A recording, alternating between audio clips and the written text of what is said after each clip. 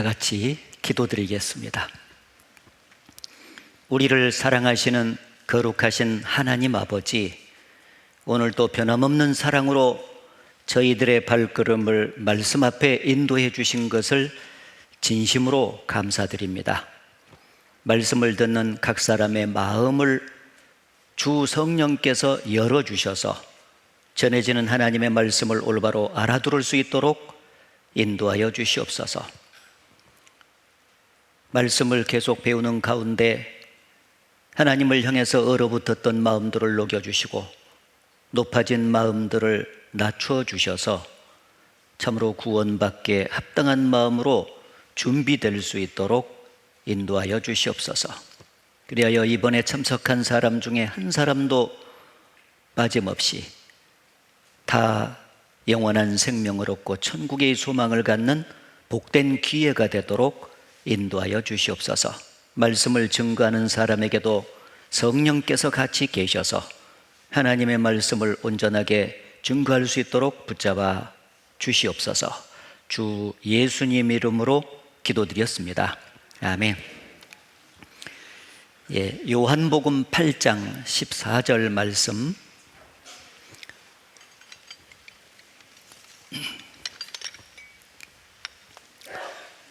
요한복음 8장 14절 말씀,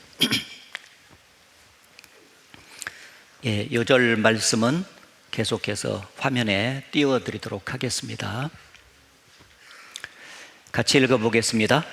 예수께서 대답하여 가라사대 내가 나를 위하여 증거하여도 내 증거가 참되니 나는 내가 어디서 오며 어디로 가는 것을 알미어니와 너희는 내가 어디서 오며 어디로 가는 것을 알지 못하느니라. 이번 한 주간 하나님이 주시는 영생을 얻고 또 다른 말로 말하면 구원을 받고 천국에 들어갈 목적을 가지고 성경을 계속해서 배우고 있습니다.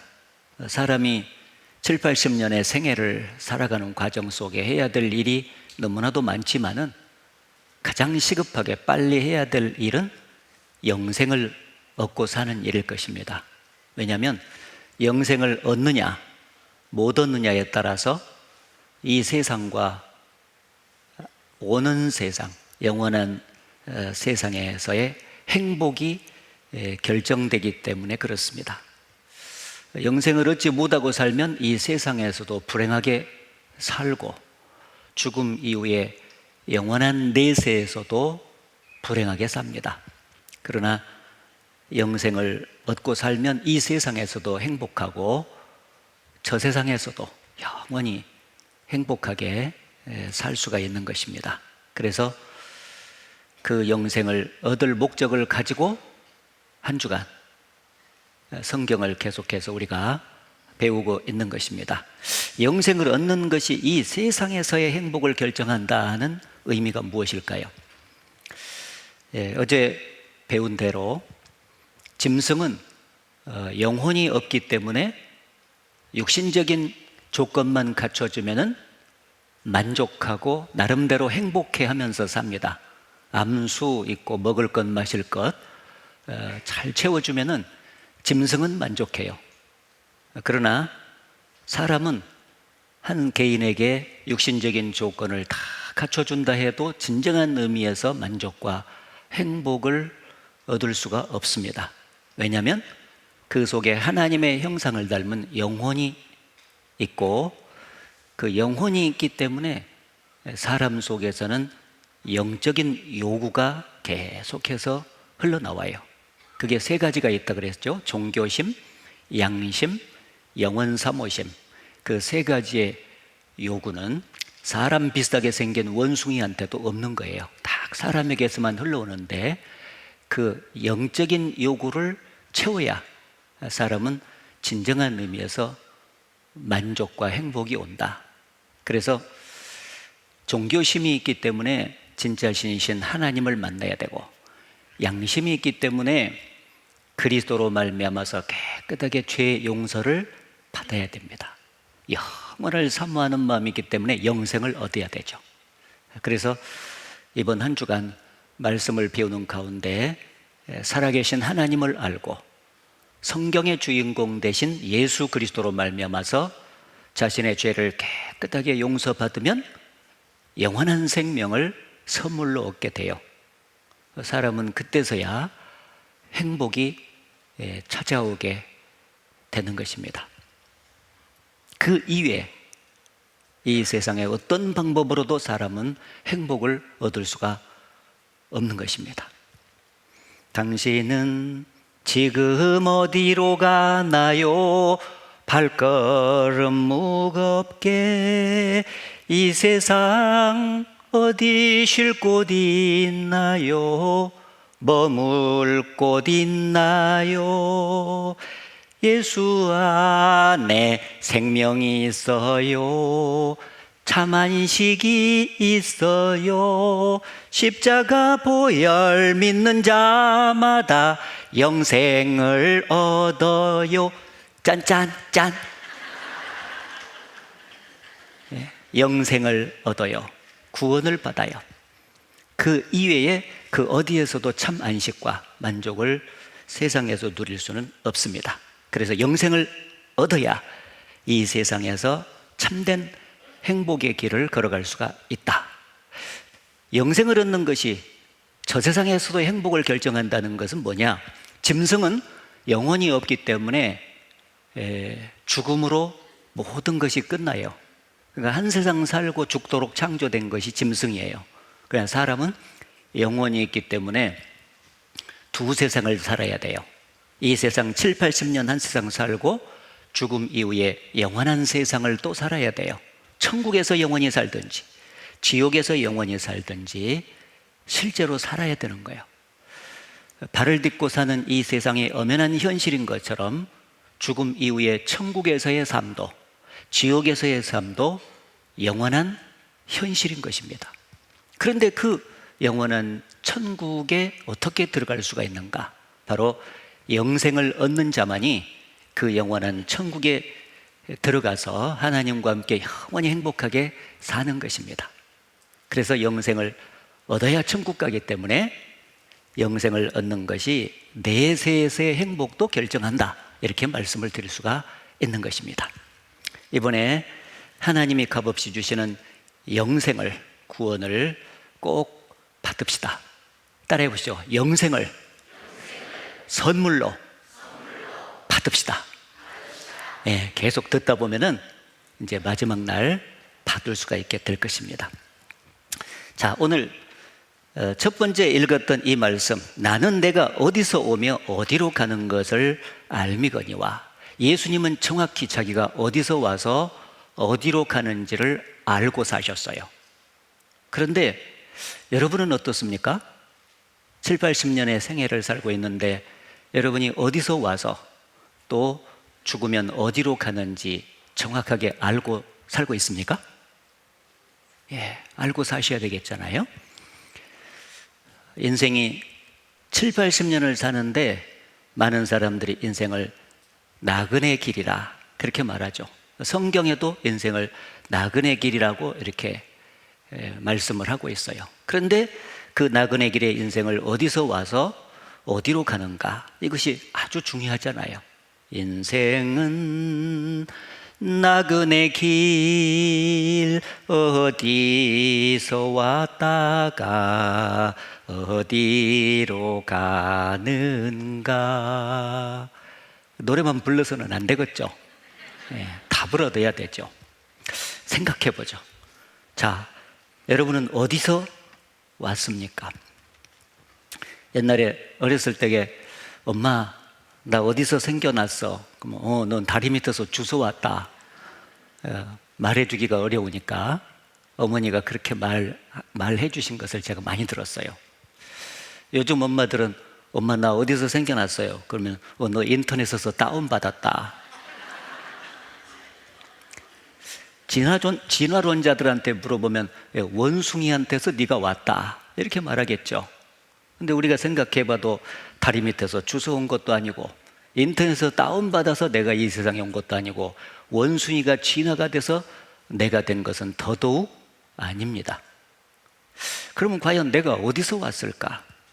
많은 사람들이 생각해 보다가 아버지, 어머니를 통해서 내가 이 세상에 나왔잖아요.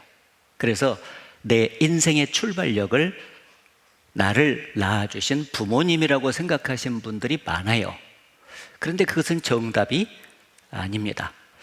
왜냐하면 부모님은 나를 낳아주셨지 만드신 분은 아니거든요. 사람은 정확히 자신을 만드신 분에게서 오는 거예요. 부모님이 나를 만들지 않았다. 이제 부모님이냐 하나님이냐 둘 중 하나인데, 부모님이 나를 만들지 않았다 하는 것은 조금만 생각해 봐도 금방 알 수가 있어요. 이 무엇이든지 만든 사람이 만든 물건 속을 제일 잘 알아요. 저는 노트북을 만든 적이 없기 때문에 속이 어떻게 생겼는지 잘 몰라요. 그러나 만든 사람은 정확하게 이 속이 어떻게 생겼는지를 알 수 있죠. 부모님이 자식을 만약에 만들어낸 것이 맞다면 임신 중인 그 아줌마한테 가가지고, 아줌마 그 뱃속의 아이가 남자아이예요 여자아이예요 이렇게 물으면 초음파의 힘을 빌리지 않고도 대답이 가능해야 돼요. 예, 제가 지금 남자아이를 만들고 있는 중입니다. 제가 지금 7개월 공정째 접어들고 있는데 현재 뇌 부분을 만들고 있는데 굉장히 공정이 복잡하네요. 뭐 이렇게 대답이 가능해야 되겠죠? 그런데 자기가 뱃속에 아이를 품고 있으면서도 남자아이인지 여자아이인지 아들인지 딸인지를 모르는 거예요. 초음파의 힘을 빌리지 않는 한. 그것은 자신이 그 뱃속에 있는 아이를 만들지 않고 있다는 명백한 증거가 되는 거죠. 만든다면 알게 돼 있어요. 그리고 부모가 자식을 만든다면 정확히 처음부터 출산 계획을 세워가지고 그대로 만들어낼 수가 있어야 되죠. 뭐 이남 이녀로 2년 터울씩 이렇게 만들자고 계획을 세워서 만들 수 있어야 되는데, 어떤 집안은 아들을 그렇게 원하는데 막 딸이 내리 7이 나와. 어떤 집안은 반대로 아들만 그렇게 계속 나와요. 어떤 집안은 아예 임신이 안 돼. 나 그 불임 부부들 보면은 진짜 창조주가 있다는 게 믿어져요. 예. 부모가 자식을 만약에 만들 수 있는 능력이 있다면 불임 부부는 세상에 나오면 안 되죠. 만들어내면 되니까. 그렇지 않습니까? 선천적으로 장애를 갖고 태어난 아이들도 있죠. 부모는 원치 않았겠지만은 선천적으로 장애를 갖고 태어난 아이도 있어요. 부모가 자식을 직접 만든다면 선천적으로 장애를 갖고 태어나는 아이로 만들지는 않겠죠. 건강한 아이로 만들려고 하지 않겠습니까? 예. 이 부모가 자식을 만들 수 있다. 그것이 만약에 가능하다면 사람이 사람을 만들 수 있다는 논리가 나오잖아요. 여러분, 여러분의 신체 부위 중에서 어떤 부분을 그대로 만들어낼 수 있습니까? 머리카락 하나도 여러분은 그대로 만들 수 있는 능력이 없어요. 그래서 머리카락이 빠지면은 그대로 만들 수 없기 때문에 가발을 쓰고 다니고, 눈이 나쁘면은요 그것을 대신해서 안경을 쓴다든지 라식 수술이라든지 라섹 수술 이런 것을 하지 않습니까? 원래 그 눈을 못 만들어요. 만들 수 있다면 낡아지는 눈, 잘 안 보이는 눈 확 빼버리고 그대로 만들어서 새 것 넣어서 팍팍 끼워가지고 싹 다니면은 안경이 무슨 필요가 있으며 라섹 수술, 라식 수술이 무슨 필요가 있겠습니까? 안 그렇습니까? 사람은 눈을 못 만들어요. 귀도 어두워지잖아요. 그럼 보청기로 좀 대체할 뿐이지 원래 귀를 그리고 청각을 만들어낼 수가 없는 겁니다. 그렇지 않습니까? 이도 마찬가지고 임플란트밖에 못하지요. 전부 다 머리카락부터 발톱까지 우리 몸의 신체 부위 중에서 어느 부분도 사람은 그대로 만들 수 있는 능력이 없는 것입니다. 부모는 그냥 낳아줄 뿐이에요. 그럼 과연 부모를 통해서 사람을 만들어내신 분은 누구일까? 궁금해지잖아요. 저절로 생길 수는 없으니까 말이죠. 누군가 만들었을 것 아니에요. 그분이 바로 어제 말씀드린 대로 천지 만물을 창조하신 성경의 하나님이십니다. 그래서 성경에 답이 있는 거예요. 여기 보면 욥기서에 보면 나를 태 속에 만드신 자가 그도 만들지 아니하셨느냐? 같이 읽겠습니다. 우리를 뱃속에 지으신 자가 하나가 아니시냐? 예, 우리 모두를 어머니 뱃속에서 지으신 분, 만드신 분이 계신데 그분이 한 분인데 누구냐? 시편 139편 같이 읽겠습니다. 주께서 내 장부를 지으시며 나의 모태에서 나를 조직하셨나이다. 내가 주께 감사하오면 나를 지으심이 신묘막측하심이라. 주의 행사가 기이함을 내 영혼이 잘 아나이다. 예, 창조주 하나님께서 내 장부 오장육부, 내 오장육부를 지으시며 나의 모태 어머니 태 속에서 나를 조직하셨나이다. 직접 정자와 난자를 부딪히게 해서 생명을 시작시키신 하나님이 세포 분열의 과정을 통해 조직을 해서 결국 10달 만에 나를 이 세상에 만들어내신 분은 바로 성경의 창조주 하나님이시다. 따라서 나를 낳아주신 부모님과 나 사이도 평생 동안 천륜이라고 하죠. 뗄래야 뗄 수 없는 불가분의 관계를 갖고 살아간다면 나를 부모를 통해서 만들어내주신 창조주 하나님과 나 사이는 얼마나 진한 관계가 있냐 그 말이에요.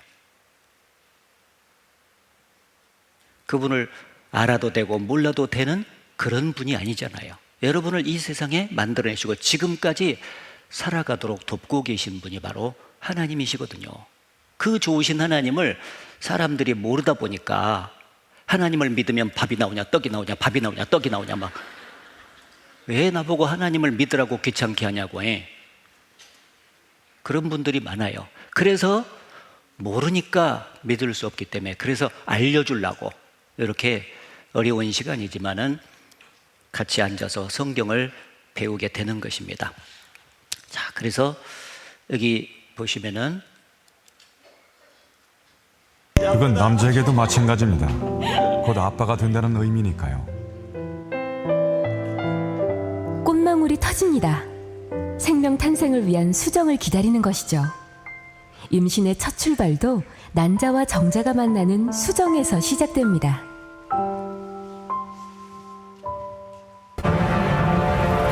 건강한 남성의 경우 한 번 사장할 때 나오는 정제의 수는 약 3억 개. 정자는 가장 빠르고 가장 강력한 최후의 승자가 되기 위해 예, 지금 아빠가 사정을 하면은요 한 5억 마리 정도 정자가 나와요. 이게 지금 정자거든요. 난자를 향해서 막 돌진을 해요. 이게 지금 수억 마리의 정자가 돌진을 할 때 엄마 아빠가 손 써요 못 써요? 예, 아빠가 지금 운전해 갑니까 이렇게? 야 정자야 빨리 가라. 예, 엄마가 막 누워 있으면서 빨리 들어와 빨리 들어와 막 해서 엄마 아빠는 아무 생각 없을 때예요 지금. 그런데 창조주가 생명의 법칙에 따라서 지금 이렇게 다 움직이는 것 보세요. 얼마나 신비롭습니까? 이게 딱 부딪히면은요 막이 딱 쳐져가지고 다른 것은 다 탈락이 되잖아요. 그리고 거기서부터 생명이 시작이 돼가지고 자라가거든요. 3억 대 1이라는 엄청난 경쟁을 뚫어야 하는 거죠.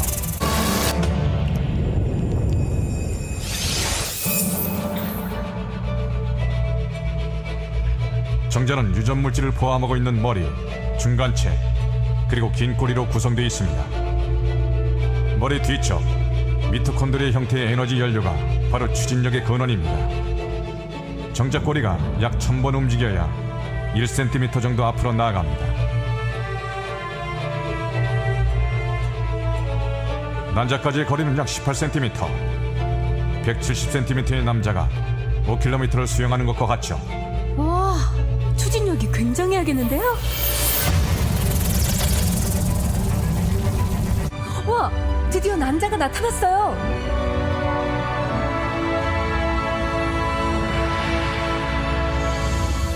사막 마리의 정자 중에서 겨우 500마리 정도가 살아남아 난자 근처까지 갑니다.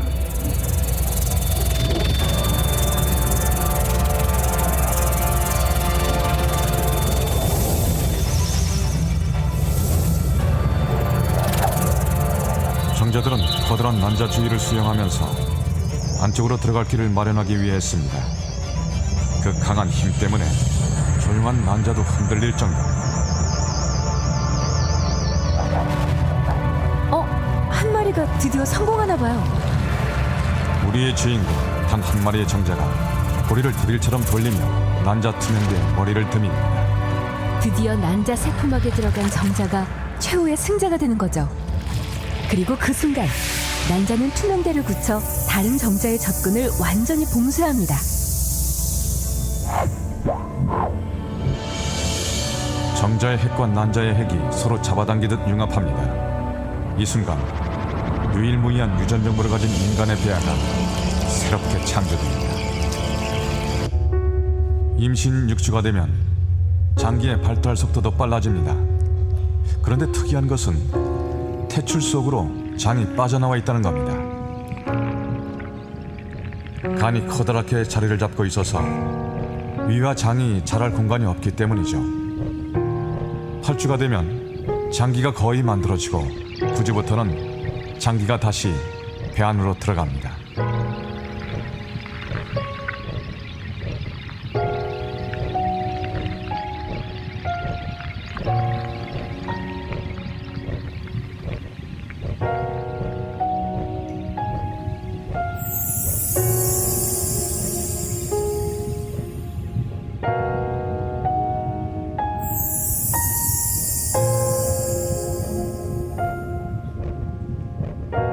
(12주가) 되면 성인의 위치와 같은 곳에 자리를 잡게 됩니다.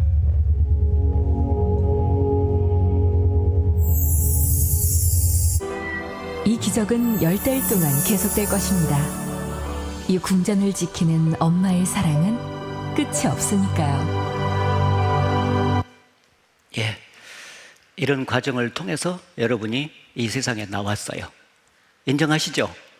예, 그것은 부모님이 여러분을 만드신 것은 아니다 그 말이죠. 바로 부모님을 통해서 창조주 하나님께서 여러분을 만들어서 이 세상에 내보내 주신 거예요. 그래서 성경의 하나님과 여러분 사이는 뗄래야 뗄 수 없는 불가분의 관계를 갖고 있다. 창조주와 피조물로서의 관계를 갖고 있는 것입니다. 그리고 여러분을 이 세상에 만들어내신 이후에 끊임없이 창조주는 이 세상의 피조물들을 사랑하시고 보존하시고 공급을 하시잖아요. 사람도 사랑하시고 공급을 하세요.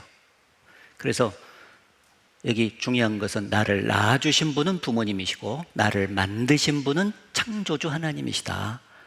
그래서 이제 하나님께로부터 이 세상에 내가 왔다 하는 것은 답을 얻으셨고, 이제 누구의 힘으로 7, 80년을 살아가냐, 내 힘으로 사냐, 창조주 하나님이 도와주셔서 사냐, 이것을 좀 정확히 해야 될 필요가 있어요. 사람들은 자기가 돈 벌어서 그 돈을 쓰면서 자기가 먹고 사니까 자기 힘으로 산다고 말을 해요.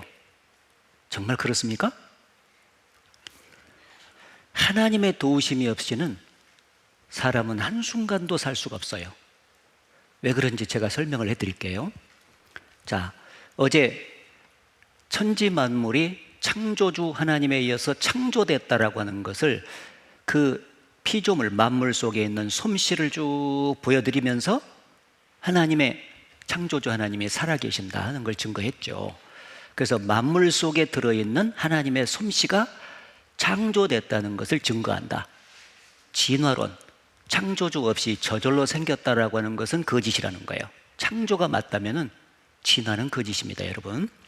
그리고 만물 속에 나타난 하나님의 사랑을 쭉 생각해 볼 때, 하나님이 계획적으로 사람을 창조한 것이 맞구나 하는 것이 느껴진다는 거예요. 그래서 창조주 하나님의 도우심으로 사람은 이 땅을 살고 있습니다. 이 대우주가 수많은 별들이 있잖아요. 근데 그 별들 중에서 유일하게 생명체가 살 수 있는 공간은 현재 지구밖에 없어요. 저와 여러분이 살 수 있는 공간은 지구밖에 없어요. 지금 인공위성을 통해서 뭐 화성이라든지 행성에 이렇게 가보고 하지만은 살 수 있는 공간은 유일하게 지구입니다. 왜 지구밖에 없나? 처음부터 하나님이 지구에만 사람이 살 수 있도록 20만 가지 이상의 조건을 갖춰서 설계를 해가지고 지구를 만들었거든요. 화성이라든지 기타 다른 행성은 그런 20만 가지 조건을 안 갖췄다고 말이에요.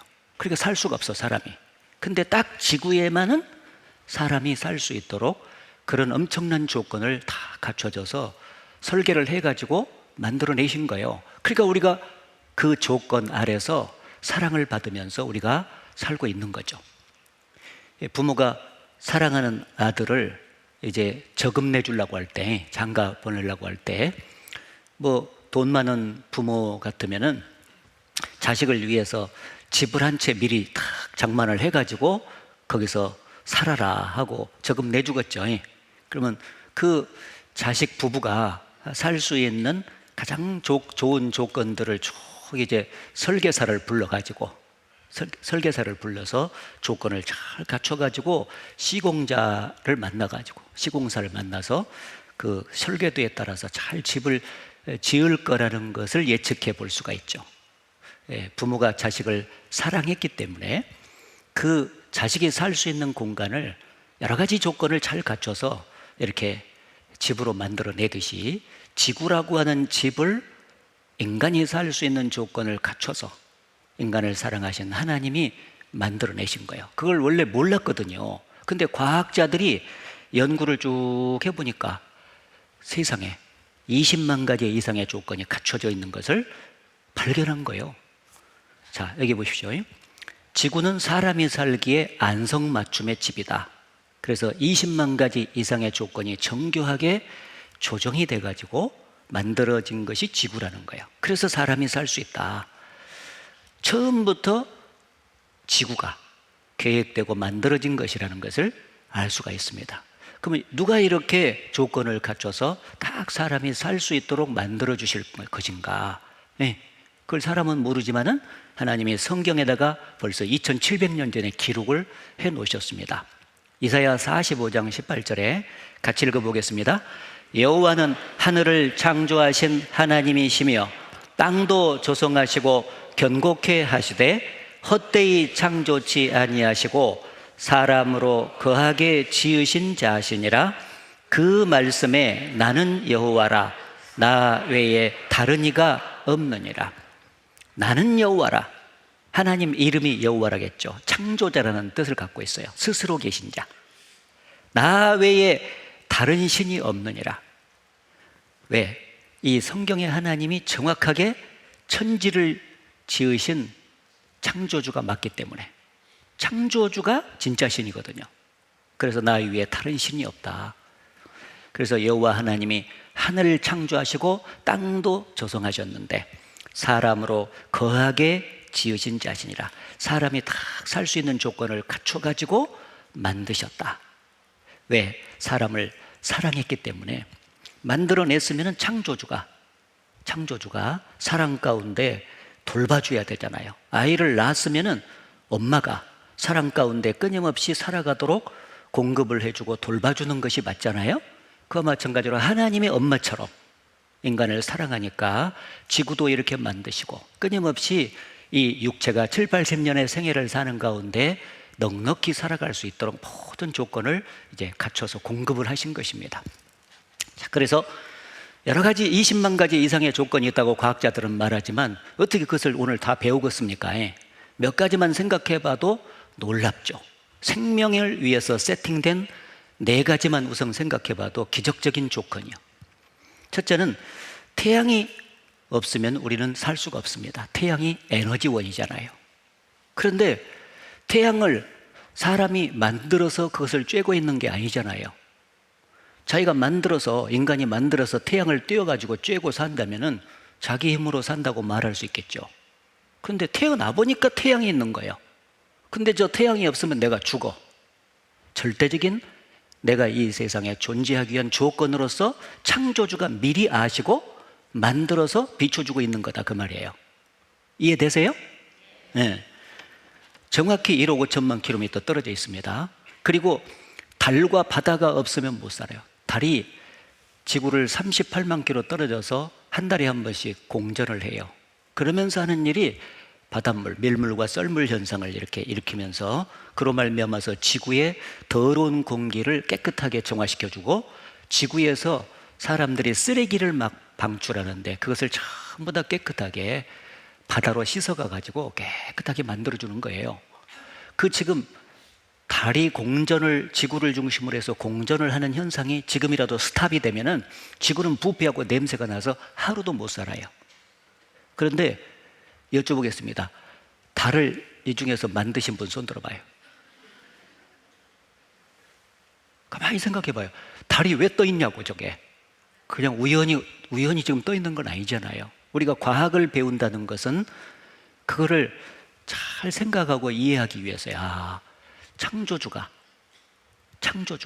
지구의 더러운 공기를 깨끗하게 정화시키고 쓰레기를 청소해 주기 위해서 달과 바다를 만들어서 지금도 밀물과 썰물 현상이 규칙적으로 반복되도록 만들어줬구나 하는 것을 알게 되는 거예요. 달과 바다가 없으면 우리가 죽어요. 또 물이라고 하는 것을 지금 우리가 이렇게 먹잖아요. 물. 근데 이 지구상의 물의 총량은 97%가 바다에 저장이 돼 있어요. 근데 그 바닷물이 육지로 쏟아져 줘야 우리가 물을 마시지 않습니까? 그 바닷물이 어떻게 육지로 쏟아집니까? 햇빛이 내리쬐면은요, 그 바닷물이 쭉 증발을 하게 되면서 증발하면서 염분이 제거가 되는 거예요. 짠물이 그대로 쏟아지면 우리가 먹을 수가 없잖아요. 염분이 제거되면서 그것이 구름으로 바뀌어가지고 바람이라는 운송 장비가 바다에서부터 육지로 구름을 이렇게 몰고 가잖아요. 그럼 구름이 막 쭉 하는 거예요. 랄라랄랄랄라랄라 하면서 막 가. 그러더니 육지 위에서 적절한 조건이 갖춰지면 그것이 비가 돼가지고 쏟아져 내려주는 거예요. 그래서 그 쏟아진 빗물을 동물도 먹고 사람도 먹고 그러잖아요.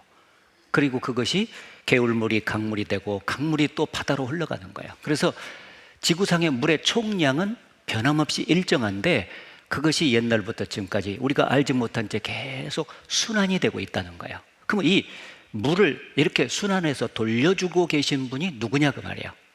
저절로? 저절로는 이 세상에 아무것도 없어요. 우리가 지금 이렇게 물을 마시는데 저절로 마시는 게 아니다 그 말이에요. 창조주가 바닷물을 퍼서 돌려주고 계시는 사이에 우리가 물을 떠서 먹고 있는 거예요. 이게 한번 먹어봅시다. 맛있네. 그리고 더 나가서 공기, 이 공기가 없으면 우리가 죽잖아요. 그 공기가 놀랍게도 이 둥근 지구를 중심으로 해서 지상 10km 안쪽에 완전히 공기가 밀집되어 있어요. 그 속에 산소가 들어가 있잖아요. 우리가 산소를 마시지 못하면 죽는단 말이에요. 근데 희한하게 지구를 중심으로 해서 지상 10km 안쪽에 공기가 밀집되어 있는 거예요. 그래서 이제 그 10km 이상 쭉 올라가면은요, 가면 갈수록 공기가 없어요. 그래서 이제 우주 비행사들이 뒤에다가 이렇게 산소통을 딱 이제 메고 그걸 호흡하면서 달나라까지 가지 않습니까? 왜냐하면 가면 갈수록 산소가 없으니까. 근데 희한하게도 이 지구 중심부, 지구에서부터 10km 안쪽에 공기가 다 몰려 있다는 거예요. 그래서 우리가 지금도 마시고 있어요. 오늘이라도 하나님이 말이죠, 이 지상에 머물러 있는 이 공기들을 전부 다 잡아가지고 우주 공간으로 날아가 버리게 만든다면은 우리는 수분 내에 다 죽을 수밖에 없습니다. 우리는 철저하게 창조주에게 의존돼서 지금 살고 있다는 거예요. 맞습니까? 예, 그렇습니다. 물고기가 물을 떠나서 생존이 불가능한 것처럼 사람은 창조주의 도우심을 떠나서는 한순간도 살 수가 없는 것입니다. 그런데 어찌 하나님을 믿으라고 하면 밥이 나오냐 떡이 나오냐 그렇게 말을 하십니까? 그걸 몰라서 그러는 거죠. 그래서 알려주는 것입니다. 그래서 여기도 보면은 태양에서의 거리와 크기가 물의 행성을 탄생시켰다. 참 이것도 보면 태양이 필요한데 태양이 지구까지 거리가 1억 5천만 킬로미터가 정확하게 떨어져 있어야 돼요. 가까워도 안 되고 멀어도 안 돼. 가까우면은 너무 뜨거워가지고 불고기 다 돼불고, 너무 멀어지면은 추워서 동태가 다 돼불잖아요. 그러니까 딱 이 안에 살아요. 이게 녹색 라이프존이라고 하는데 태양에서부터 지구까지의 거리를 균등하게 100토막으로 딱 나누면은 요 95토막에서 101토막까지 7토막이 나와요. 그걸 7% 폭이라 그래.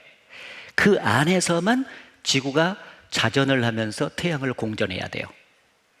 근데 유사일로 한 번도 지구는 이 안쪽으로나 바깥쪽으로 벗어나지 아니하고 정교하게 자전을 하면서 공전을 하고 있다는 사실이에요. 그래서 저와 여러분이 살고 있는 거예요. 여기서 지금 태양에서부터 지구까지 무슨 막 엄청난 끈으로 이렇게 묶어져 가지고 이렇게 돌고 있는 것도 아니거든요. 안 놀리시네? 이것이 저절로라고 생각하는 사람들은 이 시간 끝나고 저한테 찾아오세요. 얘기 한번 해보자고. 이게 저절로냐고. 창조주가 없이는 불가능한 일입니다. 그래서 바다를 움직이는 천하장사 달, 이게 다 책에 있는 걸 제가 아까 설명을 한 것입니다. 세척작용을 다 하고 물도 순환이 되고 있고요. 그리고 공기도 이렇게 있고, 그리고 제1보호막 대륙권, 제2보호막 성충권, 제3보호막 자기권, 지구에 3대 보호막이 있어가지고 저와 여러분이 살고 있는 거예요. 처음부터 지구에 자기 형상을 낳으면 사람이 살도록 설계를 틀림없이 한 거예요. 20만 가지 이상의 조건 중에서 몇 가지만 보고 있는 거지 않습니까? 예. 그래서 지구에 내가 살도록 하기 위해서 태양이 필요하고 달이 필요하고 물의 순환이 필요하고 공기, 오존층과 자기권, 번개와 질소 비료, 거대한 숲, 이 모든 것은 나 하나가, 나라는 사람이 7, 80년 동안 생명을 유지할 수 있는 조건으로서 지금 존재하고 있다는 거예요. 따라서 그 조건을 부여하시고 나를 살게끔 지구를 만들어주신 하나님께 우리는 감사하면서 살아가야 되겠죠. 그렇지 않습니까? 예. 그래서 성경에 보면 오직 주는 여호와시라. 모든 것을 지으시고 다 보존하시오니, 천지 만물을 다 지으셨기 때문에 보존도 그분이 하시는 것입니다. 우주와 그 가운데 있는 만유를 지으신 신께서는 천지의 주제시니 손으로 지은 전에 계시지 아니하시고 또 무엇이 부족한 것처럼 사람의 손으로 섬김을 받으시는 것이 아니니, 같이 읽겠습니다. 이는 만민에게 생명과 호흡과 만물을 친히 주시는 자이심이라. 예, 만민에게 생명도 주시고 호흡도 주시고 매일 아침, 점심, 저녁 먹거리를 끊임없이 제공해 주신 분이 바로 천지 만물을 지으신 하나님이시다, 그 말이에요. 저절로 생긴 것이 아니라는 거죠. 그리고 매일매일 음식을 먹고 기쁨을 누리도록 하시는 분은 하나님이시라는 걸 증거했어요. 하나님이 지나간 세대에는 모든 족속을 자기의 길들을 다니게 묵인하셨으나 그러나 자기를 증거하지 아니하신 것이 아니니, 하나님이 지나간 모든 세대에도 눈에는 보이지 않지만 자기가 살아계신다는 것을 그들에게 다 증거했다는 거예요. 뭐 어떤 방법으로 증거했냐? 곧 너희에게 하늘로서 비를 내리시며 결실기를 주시는 선한 일을 하사 음식과 기쁨으로 너희 마음에 만족해 하셨느니라. 농사를 지으려면 때를 따라서 적절하게 비가 내려야 되잖아요. 그렇죠? 봄에는 보슬비가 소리도 없이, 여름에는 장대비가 계속해서 막 내리고, 가을에는 가랑비가 가랑가랑 내리고, 겨울에는 눈이 소복소복 쌓여야 되고, 이런 과정을 통해서 하나님께서 작업을 해가지고 농사가 돼가지고 열매를 맺도록 만들어주시고, 사람은 그 열매를 따서 먹으면서 기쁨을 누리면서 산다는 거예요. 그렇잖아요. 내 힘과 돈으로만 산다는 착각. 20kg 쌀 한 가마니에 5만 원으로 샀다 그러면은 내가 돈 벌어서 5만 원 주고 샀으니까 내 힘으로 사는 것은 아니잖아요. 생각해봐요. 이 밥이라고 하는 것이 어디서 나왔는가? 쌀 5만 원은 농부가 고생하면서 농사지었던 수고값을 5만 원 쳐준 것이지 쌀값은 없어요. 쌀은 하나님께서 거저 키워서 사람에게 주신 거예요. 쌀은 농부가 만들 수 없잖아요. 생각해봐. 농부는 씨앗을 뿌리고 땀을 흘리고 수고하면은요, 그 씨앗을, 나 좀 봐요. 씨앗을 탁 틔워가지고 생명이 시작되고, 그리고 쭉쭉쭉쭉쭉쭉 자라가지고 그 다음에 열매를 맺히고 네. 이렇게 하는 거, 그거는 창조주가 하시는 부분이다, 그 말이에요. 그래서 농부가 하는 부분이 있고 창조주 하나님이 하시는 부분이 있는데 사람들은 사람이 하는 부분만 생각하고 하나님이 하시는 부분을 잊어먹고 산다는 거예요. 그래서 일깨워 주는 것입니다. 농부의 수고값이다. 그리고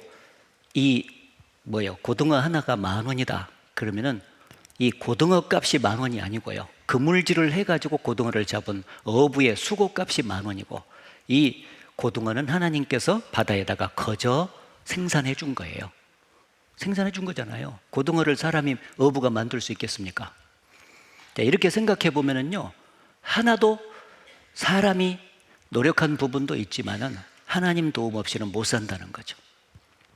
그래서 여기 김치를 맛있게 담가서 여러분이 먹잖아요. 이 김치 속에는 배추도 있고 무도 들어가고 마늘도 들어가고 꼬치도 들어가고 파도 들어가고 생강도 들어가고 이것이 버무려져 가지고 김치 한 사발이 나와서 맛있게 먹는 거예요. 그럼 생각해 봐요.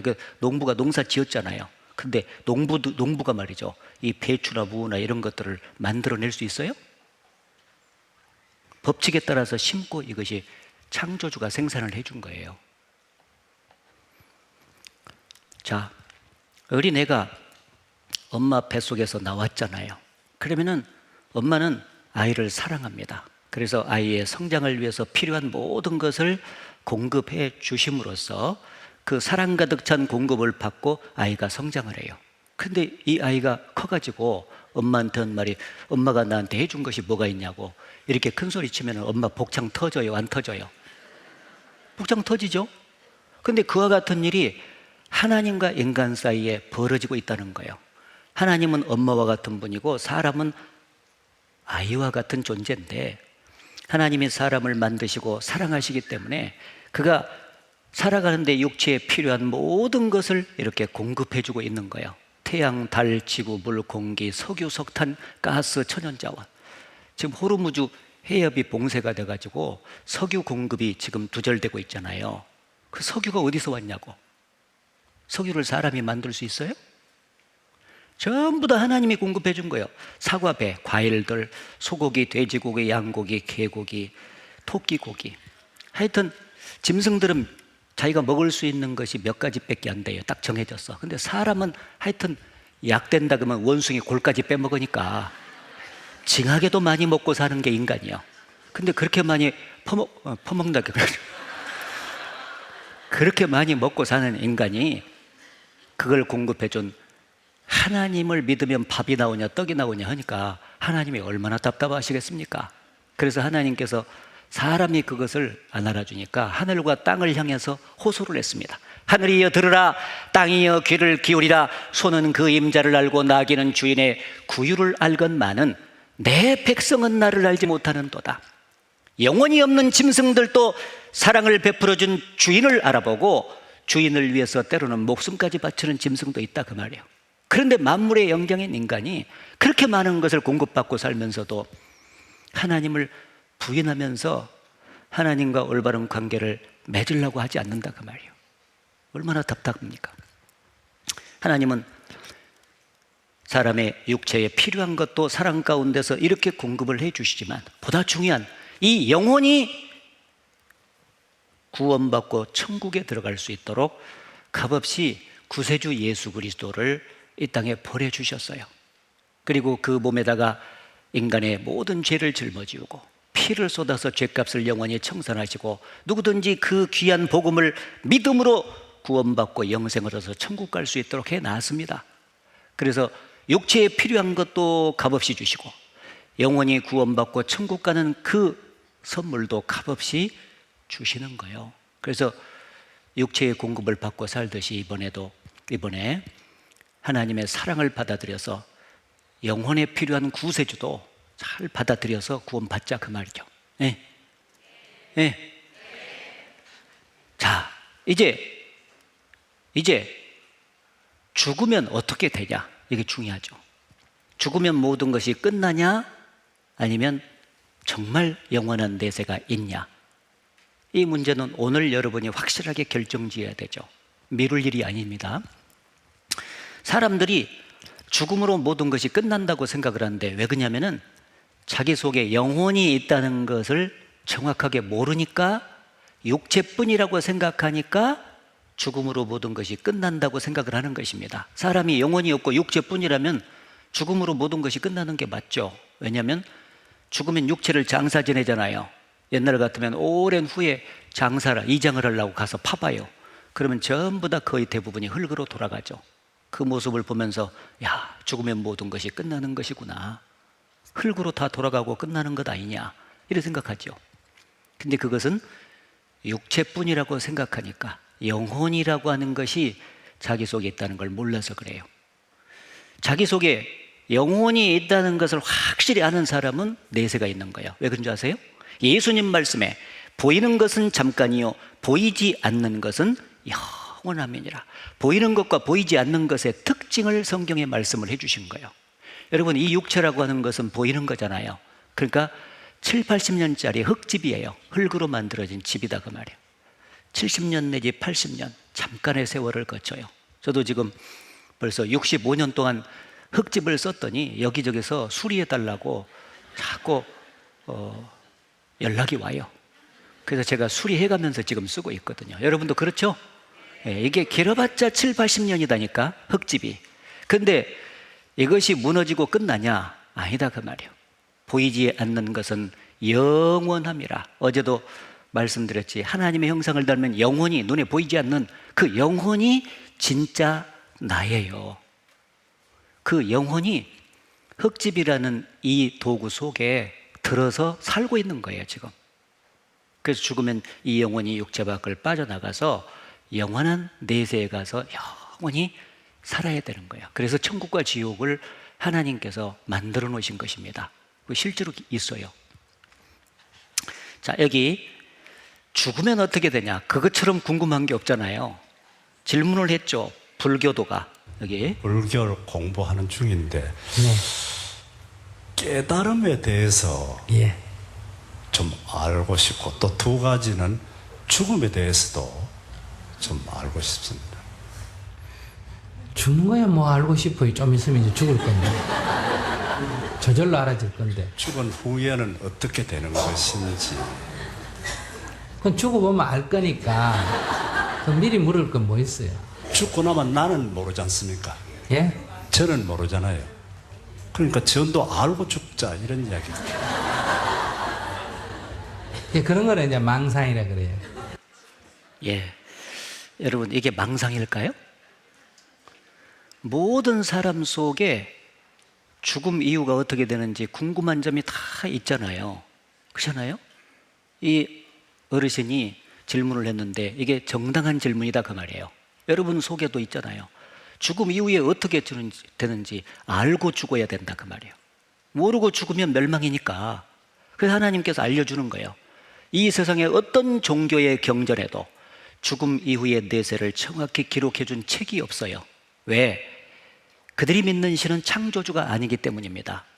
성경의 하나님만이 천지 만물을 창조하시고 인간 역사를 다스리시는 진짜 신이기 때문에 죽음 이후의 내세를 정확하게 성경에다가 말씀해 주셨어요. 죽음이라고 하는 것은 성경적으로 보면 영혼과 육체가 분리되는 현상을 죽음이라고 말해요. 사람들은 죽음하면 소멸돼서 없어지는 것으로 생각하잖아요. 아닙니다. 죽음은 분리예요, 분리. 영혼 없는 몸이 죽은 것 같이 표현을 썼잖아요. 영혼이 몸 속에 이렇게 깃들여 있을 때는 사람이 살아있는 거예요. 여러분도 지금 영혼이 몸 속에 있으니까 살고 있는 거예요. 그런데 어느 날 죽음이라는 과정을 통과할 때 영혼과 육체가 촥 분리가 돼요. 그러면 죽어요. 스마트폰에 배터리가 탁 장착이 돼 있잖아요. 그러면 스마트폰이 살아 움직이다가 어느 날 배터리가 탁 분리되면 스마트폰이 죽어요. 분리되면 죽어. 그래서 성경적인 죽음은 영혼과 육체가 분리되는 것이지 죽음으로 모든 게 소멸이 되고 끝나는 것이 아니다는 거예요. 명심해야 돼요. 죽음은 끝이 아니라 분리다. 지금도 전 세계 많은 사람들이 임사체험을 통해서 영혼의 빠져나감을 경험하고 있습니다. 여러분, 죽었다가 살아난 사람들을 임사체험자들 또는 근사체험이라고 말해요. 그런 사람들이 전 세계적으로 6억 명이나 된대요. 근데 그들의 공통적인 증언은 죽어봤더니 끝이 아니었다는 거예요. 자기 영혼이 육체 밖을 빠져나가서 자기 죽은 시체를 본 경험을 생생하게 했다는 거예요. 끝이 아니죠. 사후의 삶, 수백만 명이 경험을 했다. 이렇게 육체가 있는데 죽을 때 영혼이 이렇게 빠져나가요. 그냥 그려본 겁니다. 이렇게 육체가 죽었을 때 영혼이 빠져나가잖아요. 이렇게 빠져나가서 자기가 죽어있는 시체를, 자기 시체를 이렇게 보는 거예요. 나는 죽음을 바라보았다. 자궁절제 수술을 한 여인이, 이 내용이 그거예요. 자궁 수술하다가 죽었어요. 근데 죽는 순간 의사들은 옆에서 막 이렇게 수술을 하고 있었었는데 자기 영혼이 붕 떠가지고 천장에서 자기 시체를 본 거예요. 이렇게 내려가려고 해도 잘 안 돼. 그거를 살아가지고 경험담을 말해준 거예요. 이게 한 사람만 죽음 이후에 자기가 영혼이 빠져나가서 자기 죽은 시체를 봤다는 것을 얘기해도 그게 사실이면 믿어야 되잖아요. 근데 6억 명이나 임사체험자들이 그 내용을 얘기했으니까 우리는 이걸 믿어야 된다 그 말이에요. 이 사실을 오늘 믿어야 된다 그 말이에요. 미루면 안 돼. 왜냐하면 오늘 믿고 천국과 지옥이 진짜로 있구나, 그것을 확실하게 내가 받아들여야 나 그러면 지옥 가지 않고 나 천국 가야 쓰겠다 이번에, 그 마음이 생길 것 아니냐 그 말이에요. 네? 이게 단순한 이론이 아니고 여러분하고 전혀 관계가 없는 문제가 아니잖아요. 여러분이 반드시 죽지 않습니까? 죽으면 바로 닥칠 문제예요 지금 이게. 그래서 가르쳐 주는 거예요 하나님이. 이게 다 죽음 뒤에 또 다른 세계가 있다. 심장 쇼크사 63명 환자 사후 체험 고백. 모리스 롤링스 박사는 심폐소생술의 권위자예요. 자신의 환자 120명의 임사체험을 딱 듣고 정리를 쭉 해보니까 결론이 뭐냐, 죽음은 끝이 아니라 영원한 곳을 향한 출발이라는 결론을 냈습니다. 그래서 사후의 세계라는 책을 써서 세계적인 베스트셀러가 된 거예요. 여러분 이거 안 믿을 거예요? 여러분이 당장 죽으면 이렇게 된다니까요. 소멸이 아니다, 영원한 곳을 향한 출발이요. 임사 체험자들의 세 가지 공통된 증언, 여러 가지가 있는데 그 중에 세 가지만 딱 말한다면, 첫째, 몸과 영혼이 분리되었다. 그리고 순식간에 인생 전체를, 자신의 생을 회고를 한 거예요. 쭉 들어보고, 어떤 사람은 자기가 평생 지었던 죄 있잖아요. 죄가 파노라마처럼 쫙 자기 눈앞에 펼쳐지는 것을 본 거예요. 그리고 밝은 빛 앞에 섰다가 돌아온다. 이 세 가지가 공통점입니다. 임사 체험자들은 죽음으로 끝이 아니었다. 영혼이 육체 밖을 빠져나가는 경험을 생생하게 했다. 공통점이에요. 자, 그런데 이와 똑같은 내용이 하나님이 기록해 주신 성경에 그대로 기록이 되어 있다는 사실이에요. 하나님이 말씀을 해 주셨거든요. 여기 보세요. 전도서 3장에 보면 다 흙으로 말미암았으므로 다 흙으로 돌아가나니 다 한 곳으로 가거니와, 같이 읽겠습니다. 인생의 혼은 위로 올라가고 짐승의 혼은 아래고 땅으로 내려가는 줄을 누가 알랴. 짐승의 혼은 육혼이에요. 영이 없으니까. 그래서 죽으면 짐승은 혼이 아래로 내려가. 그러면 뭔 말이냐면은 한 세상 살고 끝난다 그 말이에요. 그러나 사람의 혼은 영혼이기 때문에 위로 올라가서 하나님 만나야 된다 그 말이에요. 흙은 여전히 땅으로 돌아가고, 요 육체를 말해요. 이것은 죽으면 땅으로 돌아가, 땅에서 왔으니까. 그리고 신은 이 속에 하나님이 넣어주신 영을 말해요. The Spirit, 그 주신 하나님께로 돌아가기 전에 기억하라. 돌아가 버리면 늦으니까 돌아가기 전에 지금 기억하고 준비해라 그 말이에요. 그래서 사람이 죽으면 돌아가셨다는 표현을 쓰잖아요. 아이고, 어제 그 할아버지가 저녁 잘 잡수시고 주무셨는데 새벽녘에 돌아가셨대요. 제가 이렇게 가는데 나보고 돌아가라 그래. 그럼 어디로 가야 돼? 온 곳으로 가야지 이렇게. 흙은, 육체는 흙에서 왔으니까 죽으면 분리돼가지고 흙으로 돌아가요. 장사 지내. 그러나 영혼은 하나님께서 넣어주셨기 때문에 정확히 하나님께로 돌아가서 하나님 앞에 서야 되는 거예요. 여기 같이 읽겠습니다. 나의 이 가죽 이것이 썩은 후에 내가 육체 밖에서 하나님을 보리라. 예, 이 육체가 이제 죽으면은 조직이 파괴되면서 썩잖아요. 그럼 그걸로 끝나는 것이 아니라 내가 육체 밖을 빠져나가는 내가 뭐냐면 영혼이에요. 요 영혼이 진짜 내 주인이다 그 말이에요. 이것은 내 손이고 내 눈이고 내 머리털이고 나는 어딨냐? 요 속에 영혼이 나다 그 말이에요. 그러니까 제가 소관섭이잖아요. 근데 여러분은 육체만 보고 저 소관섭 목사 서서 말씀 전하신다 이렇게 생각하잖아요. 근데 사실은 요 속에 있는 영혼이 소관섭이에요. 아셨어요? 그 육체는 소관섭을 담고 있는 흙집이고 말이자면 그래서 빠져나가서 하나님을 만납니다. 그래서 같은 죽음이 아니다 그 말이에요. 구원을 받고 영생을 얻고 죽은 사람은 이렇게 편안하게 죽어요. 하나님이 천사를 보내갖고 영혼을 모셔가요 천국으로. 이 사람은 준비가 됐는데 죽음의 사자가 와서 가자! 준비가 됐어야지. 너무너무 두려운 거예요. 이제 심판과 지옥 형벌밖에 안 남았거든요. 이 사람 살아있을 때 그렇게 먼저 진리를 깨달은 사람들이 아이고 좀 제발 구원받고 천국 갈 준비 좀 해놓고 삽시다.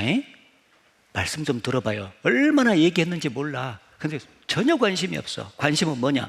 돈밖에 모르고 술 퍼마시는 것밖에 관심 없고 친구들 사람 만나는 거 좋아해가지고 그쪽만 관심이 있지 자기 영혼이 언제라도 죽으면 어디서 살 것인지를 전혀 생각을 안 한 거예요. 갈 곳이 정해져 있죠. 자, 여러분 보라 내가 너희 앞에 생명의 길과 사망의 길을 두었다. 딱 죽음 이후에 생명길과 사망길이 나와요.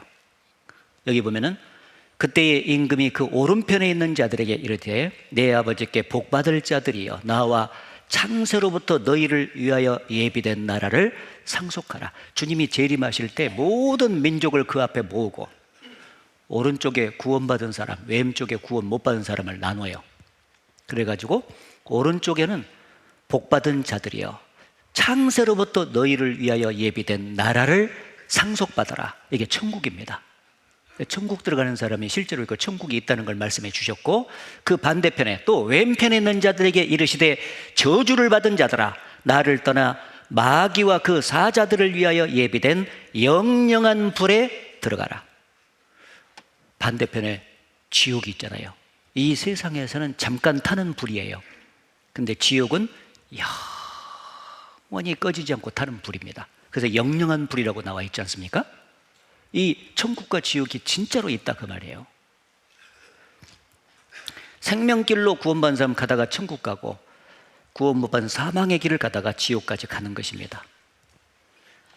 러시아의 대문호 톨스토이라고 하는 사람은 정확히 구원받은 사람인데 이 사람이 뭐라고 말했냐? 세상에 죽음만큼 확실한 것은 없다. 그런데 사람들은 겨우살이는 준비하면서도 죽음은 준비하지 않는다. 이것이 어리석다 그 말이에요. 겨울이 되기 전에 그 월동 준비를 사람들은 미리 한다 그 말이죠. 그러면서 자기가 죽는다는 것은 너무나도 확실한 진리인데 죽음 이후를 전혀 준비하지 않고 산다는 거예요. 그게 얼마나 어리석은 것이냐. 죽을 준비부터 해놓고 사는 것이 지혜라는 거예요. 우리는 무엇을 준비하며 살고 있습니까? 많은 사람들은 이 육신이 7, 80년 이 땅에 사는 것만을 위해서 평생을 준비하는 것입니다. 젊어서부터 땀을 흘리고 수고하는 것이 이 육신 하나 보존하려고 그렇게 준비하면서 사는 거예요. 그리고 죽기 직전에 노후 준비까지 다 해놓고 어떤 사람은 어르신 죽을 준비 됐어요? 물으면 했어. 내가 몇 자리까지 준비해놨어 그래요. 몇 자리는 육체가 들어가는 거잖아요. 그 육체가 들어가는 것은 그렇게 몇 자리까지 준비하는 거예요. 7, 80년짜리는 그렇게 준비한다고. 근데 영원히 살게 되는 진짜 자기, 그 영혼에 대해서는 왜 준비를 안 해요? 영혼은 완전히 방치 상태잖아요 지금. 이번 주에 준비하자고요. 하나님께서 사랑하기 때문에 많은 시간 걸려서 준비하는 게 아니에요. 선물로 주신다 그 말이에요. 영생을 얻는 순간 그 영혼이 죽음 이후에서 천국 갈 준비가 탁 돼버리는 거예요. 그만큼 행복한 사람이 없어요. 이 준비합시다. 사는 것보다 더 시급한 것은 죽음 넘어 영혼을 준비하는 겁니다. 가장 지혜로운 자는 죽음 너머를 미리 준비하는 사람일 것입니다. 왜 이번 주에 준비해 놓고 살아야 되냐? 언제 죽을 줄 모르니까. 기분 나빠서 생각하지 마십시오. 성경에 말하기를 너는 내일 일을 자랑하지 말라. 하루 동안에 무슨 일이 날는지 네가 알 수 없음이니라. 대저 사람은 자기의 시기를 알지 못하나니 물고기가 재앙의 그물에 걸리고 새가 올무에 걸림같이 인생도 재앙의 날이 호련히 임하면 거기에 걸리느니라. 어제 갔던 그 물고기들이 똑같은 것을 헤엄을 쳐서 가는데 해필이면 어부가 쳐는 그물에 오늘 걸려 죽는 물고기가 따로 있다 그 말이에요. 어제 갔던 그 길을 막 새들이 자유롭게 날아가는데 해필이면 사냥꾼이 쳐는 올무에 걸려 죽는 새가 따로 있어요. 마찬가지로 사람들은 어제까지 내가 살았기 때문에 오늘도 변함없이 살 것이라고만 생각해요. 죽는다는 것은 까맣게 생각 못해요. 그런데 오늘 죽는 사람이 갑작스러운 질병과 갑작스러운 사고에 의해서 죽는 사람이 전 세계적으로 얼마나 많냐 그 말이에요. 그들의 모습이 내일의 여러분의 모습이 될 수도 있잖아요. 그러니 죽을 준비를 시급하게 해놓고 사는 것이 지혜로운 것이라는 거예요. 그렇지 않습니까? 오늘 밤에 내가 네 영혼을 도로 찾으리니 그러면 네가 예비했던 저 모든 육신에 필요한 것들이 네 것이 되겠냐. 죽음 건너편까지 네가 예비해놨던 저 노후 준비까지 해서 저것이 따라갈 수 있다더냐? 다 놓고 가잖아요.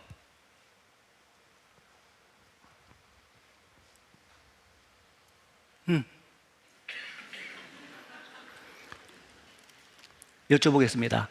살 준비부터 해야 돼요? 죽을 준비부터 해야 돼요? 네, 죽을 준비 해놓고 살아도 얼마든지 산다 그 말이에요. 성경이 뭐냐? 두 가지로 말하라 그러면 하나님이 인간에게 보내신 사랑의 편지라고 말씀을 드릴 수가 있고, 또 한 가지는 하나님이 보시는 인류의 역사라고 말할 수 있습니다. 예, 따라해 보세요. 하나님이 보시는 인류의 역사. 예. 그래서 이 성경이 진리다. 아버지의 말씀은 진리니다라고 예수께서 말씀하셨는데, 이 성경이 진리가 되려면 신화나 전설 같은 사람이 지어낸 얘기가 한 토막이라도 기록되어 있으면 안 돼요. 다 사실만 기록이 되어 있어야 되는데, 성경에는 창조적인 사실, 역사적인 사실, 영적인 사실, 영원한 사실까지 다 사실만 기록이 되어 있습니다. 그래서 어제하고 오늘 전반부까지는 창조의 사실을 좀 생각을 해봤고요. 지금부터는 역사적인 사실을 이제 공부를 하겠습니다. 내일 모레까지요. 역사. 성경과 인류 역사가 정확하게 일치한다라는 사실을 통해서 성경을 기록해 주신 하나님이 역사 주관자로서 살아계신다 하는 것을 증거하려고 합니다. 창조주로서 살아계신 하나님이 인간 역사를 다스려 가시는 거예요. 자, 여기 신명기서에 보면은 이런 말씀이 있어요. 네가 혹시 심중에 이르기를 그 말이 여호와의 이르신 말씀인지 우리가 어떻게 알리요 하리라. 성경을 배우다가 이게 하나님 말씀인지 사람이 지어낸 얘기인지 어떻게 아냐 하고 의문을 제기를 할 수가 있다는 걸 하나님이 아셨어요. 그래서 답을 뒤에 하셨죠. 만일 선지자가 있어서 여호와의 이름으로 말한 일에 증언도 없고 성취함도 없으면 이는 여호와의 말씀하신 것이 아니요 그 선지자가 방자히 한 말이니 너는 그를 두려워 말지니라. 이 성경 말씀에 증언이 없고 성취함이 없으면 하나님 말씀 아니다. 근데 증언과 성취함이 정확히 나타나면 진짜 신이신 하나님의 말씀으로 믿어라. 이렇게 말씀하신 겁니다. 무슨 의미냐? 자, 성경은 하나님이 보시는 인류의 역사책이에요. 어제 말씀드린 대로 BC 1500년경부터 AD 100년, 1600년간에 걸쳐서 성경이 기록됐습니다. 근데 이 성경책 속에는 기록되기 전 역사도 담아져 있고 후 역사도 담아져 있는데 그것이 과연 사실이냐 하는 문제죠. 그래서 성경에 기록된 과거 역사는 증험이 나타남으로써 그게 사실이라고 하는 것을 입증해 줘야 된다는 거죠. 과거의 역사가 쭉 기록이 되는데 그게 역사가 사실이라고 하는 것을 이를테면 고고학적인 어떤 발굴 작업을 통해서 고고학적인 증거 자료가 이 역사가 사실한 것을 이렇게 입증해 준다면은 이걸 다 사실로 믿을 수 있지 않냐 그 말이고요. 미래 역사는 예언을 해 뒀을 것 아니에요. 성경은 3분의 1이 예언으로 구성이 되어 있어요. 개인, 그 다음에 도시, 국가, 전 세계적인 예언이 무수히 많이 기록되어 있는데 그 예언이 때가 돼서 문자 그대로 성취가 계속된다면은 이 성경은 틀림없는 하나님 말씀이라는 거죠. 왜? 사람은 예언할 수도 없고 성취할 수 있는 능력은 더더욱 없잖아요. 미래를 모르지 않습니까? 근데 진짜 신이라면은 미래 역사를 다 아시고 미리 성경에 기록해 주시고 때가 되면 이루실 수 있는 능력이 있어야 돼요. 그래서 미래 역사는 성취가 되는 것이 나타나면 하나님 말씀으로 믿고, 그렇다면은 이 성경대로 역사를 다스리시는 하나님이 계신다는 걸 믿으라는 거예요. 네. 그러니까 과거는 증거, 미래는 성취함. 따라해보세요. 증거, 성취함. 예, 두 가지 각도에서 확인이 되면은 여러분은 믿어야 될 것입니다. 자, 그러면 천지 창조 이후 바로 인류 역사가 시작된 에덴 동산의 역사부터 공부를 해보죠. 저는 말이죠, 제가 어머니 태 속에서 어떻게 태어났는지 1살, 2살, 3살 그 어렸을 때를 잘 모릅니다. 그러나 저를 낳아주신 어머니는 알아요, 몰라요? 다 알아요. 그래서 때가 되면 나한테 그걸 알려줄 수가 있는 거잖아요. 마찬가지로 사람은 역사가 오래된 과정 속에서 인류 역사가 어떻게 시작됐는지, 또 그 과거에 어떤 역사가 있었는지, 그런 것들이 시간이 지나니까 증거 자료가 없어져 버려 가지고요, 몰라요. 그러나 인간을 만드신 엄마와 같으신 하나님은 아실까요, 모르실까요? 다 아시죠. 천지창조도 다 했는데 아무것도 없는 것에서 모든 것을 만드신 전능하신 하나님이 왜 그걸 모르겠습니까? 자기가 인간 역사를 시작하셨는데. 그래서 성경에 에덴 동산에서부터 인간 역사가 시작됐다라고 기록을 해 주셨어요. 찾아보겠습니다. 여기 창세기 2장 8절 같이 읽겠습니다. 여호와 하나님이 동방의 에덴에 동산을 창설하시고 그 지으신 사람을 거기 두시고, 에덴 동산을 창설하시고 인류의 조상인 아담과 하와를 그 에덴 동산에 두심으로써 인간 역사가 시작이 된 거예요. 그래서 하나님이 아담과 하와를 창조해가지고 에덴 동산에 거하게 하신 거예요. 진화가 아니라 인류의 조상은 하나님이 창조해가지고 시작이 된 거예요. 여기 여호와 하나님이 흙으로 사람을 지으시고, 이 사람이 아담이에요. 아담을 지으시고 생기를 그 코에 불어넣으시니 사람이 생명이 된지라. 아담을 하나님께서 만드셨고, 그리고 하와인 아내는 어떻게 만들었냐? 아담을 잠들게 해가지고 갈빗대 하나를 뽑아가지고 만들었어요. 여호와 하나님이 아담을 깊이 잠들게 하시니 잠들매 그가 그 갈빗대 하나를 취하고 살로 대신 채우시고, 여호와 하나님이 아담에게서 취하신 그 갈빗대로 여자를 만드시고 그를 아담에게로 이끌어 오시니. 그래서 사랑의 대상자라는 의미에서 아담의 가슴에 갈빗대를 하나 딱 뽑아가지고 하와를, 아내를 만들어서 가슴과 가슴이 만나서 사랑의 짝이라는 것을 이제 알려주는 것입니다. 사람들은 갈빗대로 여자를 만들었다고 하니까 어떻게 그런 일이 있을 수 있냐고. 아니, 그러면 자기가도 못하면 하나님도 못해야 돼요? 한 가지 물어봅시다. 자기가 못하면 하나님도 못해야 되냐고. 정신없으신 분들이 많더라고. 여러분은 너무나 연약한 피조물이에요. 어제도 배우셨지만은 이 세상에 세균, 박테리아 이거 하나도 못 만들어 사람은요. 우주, 지구는 말할 것도 없고, 근데 그 사람이 못하는 것을 아무것도 없는 것에서 다 만드신 전능자가 하나님이십니다.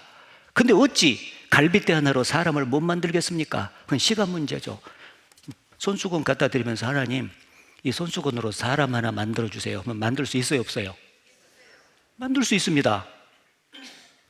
사람들은 자기가 이해되는 선에서만 자꾸 믿으려고 그래요. 인간의 이해 속에서만 이해되는 그 하나님이라면은 그게 피조물인 인간이지 신이 될 수 있겠습니까? 인간이 못하는 일을 얼마든지 하시고 얼마든지 다 아시고 어디든지 계셔야만이 그게 신이에요. 성경이 하나님이 그분이다 그 말이에요. 하나님을 자꾸 사람처럼 낮춰서 자기 속에서 이해하려고 하면 그 되겠습니까? 안 되지. 자, 아담과 하와를 하나님이 만드셔가지고 에덴 동산에 두심으로써 인간 역사가 시작이 됐어요. 그래서 인류가 이렇게 숫자가 많지만 결국 올라가면 남자 하나, 여자 하나 나와요. 여기까지는 올라가실 수 있겠죠? 예, 생각으로 올라갈 수 있어요? 예. 맨 처음에 나 조금 더 말해야 되는데 지금 벌써 자명종 올리면 어떻게 되는 거예요? 제가 지금 갈 길이 되게 바쁜 사람입니다. 자, 아담과 하와, 남자 하나, 여자 하나, 맨 처음에 두 사람이 있었을 것이라는 것은 쉽게 유추할 수 있죠. 그런데 이 남자 하나, 여자 하나가 어디서 왔냐가 중요한데, 진화론자들은 원숭이한테, 근데 원숭이한테 물어보니까 난 아니요. 자꾸 고개 흔들어 보죠. 아니요. 당연히 아니지. 원숭이가 어떻게 사람이 되겠습니까? 생각해 봐요. 근본적으로 처음부터 다르게 만들어졌다니까요. 말씀드린 대로 성경을 보여드렸잖아요. 이 자리는 하나님이 차지해야 될 자리죠. 그래서 사람은 하나님이 천지 만물을 만드시고 에덴 동산도 만드시고 그 다음에 아담과 하와도 직접 만드셔서 사랑의 짝으로 두심으로써 인간 역사가 시작됐는데, 아담과 하와가 실제로 있었다는 거예요. 아담도 실제로 있었습니다. Y 염색체는 알고 있다, 남자의 뿌리를. 그래서 추적해서 Y 염색체를 추적해서 올라가면 아담이 딱 나와요. 그리고 인류 여자는 한 여자로부터 왔다. 인류는 미토콘드리아 유전인자 모녀간에만 내리기 때문에 역추적해서 올라가면 그 미토콘드리아 하와가 나와. 하와. 그래서 실제로 인류의 조상은 유전적으로 하나다. 그래서 미토콘드리아 이브, Y 염색체 아담, 혈통 DNA 정보 전달하며 오늘까지 이어져. 이게 정답입니다. 인류의 조상이 아담과 하와요. 실존 인물이다 그 말이에요. 그리고 그들이 살았던 에덴 동산의 주소지가 성경에 기록됐는데 고고학적으로 정확하게 입증이 돼요. 여기 보면은 창세기 2장에 보면 강이 에덴에서 바로 나요. 시작되어 동산을 적시고 거기서부터 갈라져 내 근원이 되었으니, 이 문명이 발생되려면 항상 강물이 흘러줘야 돼요. 근데 에덴 동산에서 4개의 강이 흘렀다는 거예요. 첫째의 이름은 비손강, 하일라 온 땅에 뚫렸고, 둘째 강의 이름은 기혼강, 구스 온 땅에 뚫렸고, 셋째 강의 이름은 히데겔강, 헬라말로 고치면 티그리스 강이에요. 아수르 동편으로 흘렀고, 넷째 강은 유프라테더라. 고치면 유프라테스입니다. 자, 그런데 이 4강 중에서 현재 티그리스 강과 유프라테스 강은 지금도 중동 지역에 흐르고 있어요. 그리고 비손과 기혼강은 사막에 이어서 뒤덮였는데 그 인공위성에 의해서 지금은 투시를 해가지고 쭉 이제 발견을 할 수 있어요, 그걸.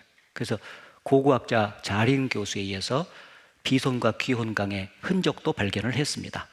실제로 지구상에 있었던 장소예요. 에덴 동산 하면은 사람들은요, 교회를 다니면서도 정확히 이걸 올바로 모르면은 막 에덴 동산이 어딜까?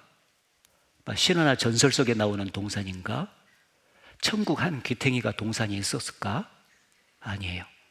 우리가 살고 있는 정확히 지구의 에덴 동산, 저기 중동 지역에 여기입니다. 바로 페르시아만 있는 곳인데, 자 여기 보면은 비손강, 하일라 온 땅에 들렸다겠죠. 여기가 에덴 동산 출발점인데 비손강은 이렇게 하일라 땅의 이쪽이거든요. 이렇게 흘렀고요. 그리고 기혼강은 구스 온 땅, 이쪽이 구스예요. 이디오피아 쪽입니다. 쭉 흘렀고, 그 다음에 히데겔강, 티그리스 강은 아수르가 있고 동편으로 이렇게 흘렀죠. 그리고 넷째 강은 유프라데는 이렇게. 바로 그래서 여기가 에덴 동산의 정확한 옛자리입니다. 지금 고증이 다 되고 있죠. 인류 문명의 4대 발상지 중에서 메소포타 문명이 가장 오래된 문명지인데 여기가 티그리스 강과 유프라테스 강이 있었던 그 자리예요. 그래서 메소포타미아라는 뜻이 뭐냐면 두 강 사이를 말해요. 그게 티그리스 강과 유프라테스 강 그 자리입니다. 그래서 메소포타미아 문명의 중심지, 바로 에덴 동산의 옛자리가 바로 여기입니다. 여기. 그리고 실제 지금 항공 사진을 찍어보면은 티그리스 강이 이렇게 흐르고 유프라테스 강이 갈라져서 흐르고, 현재 티그리스 강물이 흐르고 있는 모습이죠. 유프라테스 강도 이렇게 지금 흐르고 있습니다. 바로 이라크, 인류 문명은 이라크에서 시작되었다. 예, 항상 에덴 동산의 옛자리가 티그리스 유프라테스 강에 있었던 이 부분입니다. 에덴 동산은 지금의 페르시아만이다. 자린 고고학자 교수인데, 이 사람이 이제 잃어버린 강 비손과 기혼, 이 흔적도 찾아냈다. 그래서 나사 과학자 위성사진 분석을 통해서 주장했고, 콜롬비아 인공위성이 고대강을 발견했다. 그래서 여기 보면 티그리스 강과 유프라테스 강 현재도 실존하고 있고, 사라진 강 비손과 기호는 첨단 과학이 규명했는데 미국 우주왕 목선이 고대 강줄기를 찾아냈다 하는 기사가 실렸죠. 그리고 그 사막 밑부분을 이렇게 찍어 보니까요, 지금 모래로 덮여 있잖아요. 근데 엄청난 강줄기들이 많이 발견돼서 과거에는 식물이 무성했던 땅이었다는 것이 입증이 됩니다. 사하라는 과거의 녹색 초원이었다. 자, 그런데 그 아담과 하와가 살았던 그 영화롭고 아름다웠던 에덴 동산이 거기 있었는데, 지금은 사막으로 덮여 있고 없잖아요. 그럼 어디로 갔냐? 에스겔 성경에 그 에덴 동산이 지하로 내려갔다는 말씀이 기록됐습니다. 물대임을 받은 에덴의 모든 나무 곧 레바논의 뛰어나고 아름다운 나무들로 지하에서 위로를 받게 하였느니라. 또 너의 영화와 광대함이 에덴 모든 나무 중에 어느 것과 같은고, 그러나 네가 에덴 나무와 함께 지하에 내려갈 것이요 나 주 여호와의 말이니라. 과거에 하나님의 에덴 동산을 지하로 썰어 넣어 버렸는데, 바로 애굽이라든지 여기 보면 아수르 사람들이 강대해지니까 교만해졌어요. 그래서 하나님을 도전했죠. 그래서 과거에 영화롭고 아름다웠던 에덴 동산을 지하로 썰어 넣어버린 것처럼 너희들도 썰어 넣을 것이다, 그 말이에요. 이건 살아계신 하나님 앞에서 끝까지 하나님을 도전하고 겸손하게 하나님을 받아들이지 않는 모든 사람들을 지옥이라고 하는 음부에 썰어 넣어버릴 것을 미리 보여준 것입니다. 아무리 영화롭고 아름다운 모습을 가졌다 할지라도 하나님은 하나님의 사랑을 받아들여서 구원받지 않고 영생을 끝까지 얻지 않잖아요. 그러면 그대로 그냥 지옥으로 썰어 넣는 거예요. 이걸 그림처럼 보여주는 것입니다. 그래서 이렇게 에덴 동산의 옛자리가 동식물들이 지하로 매몰됐고, 그것이 열과 압력을 받아가지고 화학 변화를 거쳐서 나오는 것이 석탄도 되고 석유도 되는데, 이 석유가 이 에덴 동산의 옛자리에서 엄청나게 지금 솟아나잖아요. 바로 페르시아만 여자리인데요, 이 세계 석유 생산의 약 70% 가까이가 생산이 돼요. 그 지금 호르무즈 호흡에서 이란이 막 맞고 울잖아요. 해필이면 그쪽에서 이렇게 석유가 많이 생산이 된다고. 그게 바로 에덴 동산의 옛자리라는 증거거든요. 에덴 동산의 지하로 내려갔다는 증거는 바로 석유다. 그래서 이 자리인데 에덴 동산의 세계 석유 생산의 70%, 여기서 아시아로, 우리나라가 지금 그 중동에서 원유를 많이 수입해서 갖고 온 나라로 이제 나와 있잖아요. 한 석유 수입의 70~80%를 거기서 갖고 와요. 지금 막혀서 굉장히 고달프고 있지 않습니까? 이렇게 유럽 쪽으로도 보내고 아메리카 쪽으로도 보내고 이렇게 되어 있습니다. 그래서 에덴 동산의 역사라고 하는 것은 실제 신화가 아닌 실제 질이다. 실제 있었던 장소예요. 그래서 4대 강줄기가 그대로 있고요, 지하로 묻힌 에덴 동산에서 석유가 이렇게 나온다는 것은 에덴 동산의 옛자리가 실제로 있었던 역사적인 장소라고 하는 것을 입증해 주는 것입니다. 여러분, 아담과 하와가 살았던 에덴 동산의 역사가 사실이요, 사람이 지어낸 얘기요? 사실입니다, 사실. 그 에덴 동산의 풍요를 허락해 주시고 인간을 사랑하신 하나님이 아담과 하와에게 말씀하셨어요. 동산 모든 나무의 실과를 네가 임으로 먹을 수 있다. 그런데 동산 중앙에 있는 선악과는 따먹지 마라. 먹으면 정령 죽을 것이다.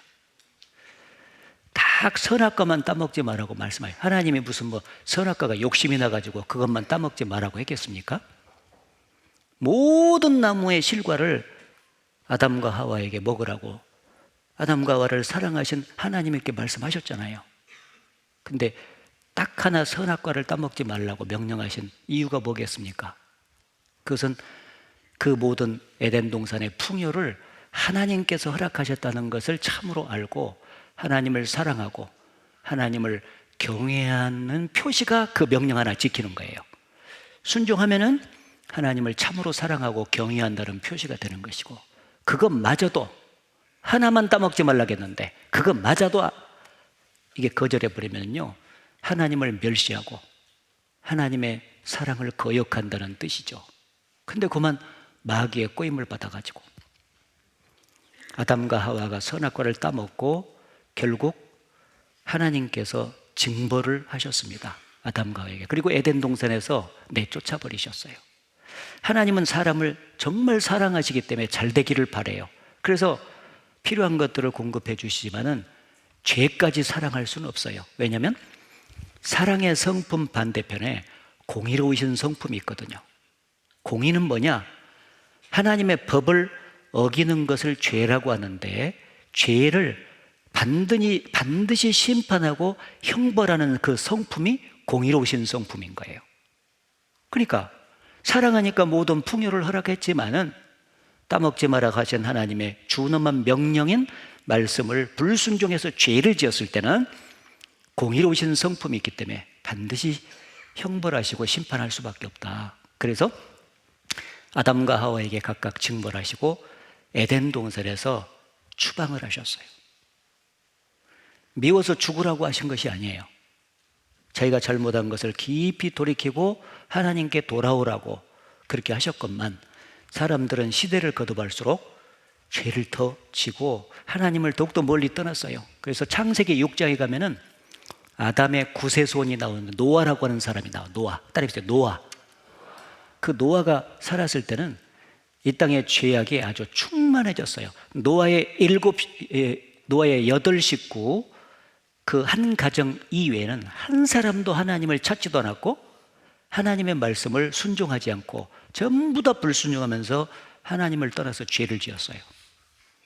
그래서 하나님께서 그 세상을, 공의로우신 분이니까 사람 잘 되기를 바랬지만은 결국 하나님을 떠나서 죄를 지니까, 그래서 홍수로 세상을 심판하시겠다고 결정을 하셨어요. 그런데 노아와 그 가족은 의롭게 살았잖아요.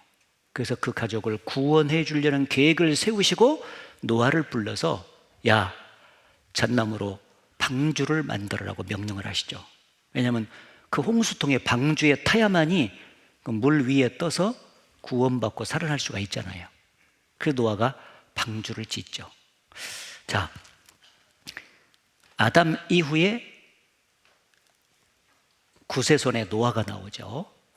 노아 홍수는 사실인가? 자, 에덴 동산의 역사가 사실인 것처럼 노아 홍수의 역사도 사실일까? 전 세계를 물로 덮어서 멸망시켰거든요.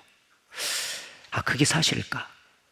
창세기 6장에 제가 읽어드릴게요. 하나님이 노아에게 이르시되 모든 혈육 있는 자의 강포가 땅에 가득함으로 그 끝날이 내 앞에 이르렀으니 내가 그들을 땅과 함께 멸하리라. 노아 너는 잣나무로 너를 위하여 방주를 짓되 그 안에 칸들을 막고 역청으로 그 안팎에 칠하라. 내가 홍수를 땅에 일으켜므로 생명의 기식 있는 육체를 천하에서 멸절하리니 땅에 있는 자가 다 죽으리라. 노아는 하나님의 이 경고의 메시지를 그대로 진리로 받아들인 거예요. 그래서 수십 년에 걸쳐서 방주를 만들었어요. 방주를 만들다가 틈만 있으면 노아가 했던 일이 뭔지 아세요? 나가서 세상 사람들한테 전도한 거예요. 세상 사람들아, 이제 이 방주가 완성이 되면 죄악에 충만한 세상을 하나님께서 홍수로 심판하신다고 말씀하셨다. 그러니 이제 돌이켜서 방주를 짓고 구원을 받자. 계속해서 전도했지만은 노아의 8 식구 이외에는 한 사람도 그 말을 고지 듣지 않았어요. 오히려 노아 보고 미쳤다 그랬죠. 왜냐하면 그때까지 한 번도 하늘에서 비가 쏟아진 적이 없고요, 안개만 적셔서 농사가 됐거든요. 사람들은 그동안 한 번도 하늘에서 비가 내린 적이 없는데 뭔 놈의 비가 내려가지고 홍수가 있다냐고, 그러면서 미쳐도 단단히 미쳤다고, 허구한 날 저렇게 방주만 짓고 난리다고 손가락질을 했죠. 그러나 노아는 상관없이 마음속에 하나님의 말씀을 담고 그대로 방주가 완성되고 암수 한 쌍씩 동물들 들어가고 가족이 딱 들어가니까 하나님께서 방주문을 쾅 닫으셨어요. 그리고 정말 비가 쏟아졌어요. 여기 보면 노아 600세 되던 해 2월 곧 그달 17일이라 날짜까지 기록이 돼 있죠. 그날에 큰 기품의 샘들이 터지며 하늘의 창들이 열려 40주야를 비가 땅에 쏟아졌더라. 지하수가 먼저 막 폭포수처럼 솟아오르고, 이 땅 밑에 지하수들이 많이 있잖아요. 하나님께 그걸 터뜨려 가지고요 막 솟아나고, 그리고 하늘의 창들이 열려서 40일 동안 비가 쏟아졌다. 막 비가 억수같이 쏟아지면서 비가 안 그쳐요. 그러면 아이고 하늘의 창이 열려버린 것 같으네, 그런 얘기 하지 않았습니까? 40주야를 끊임없이 비가 쏟아졌거든요.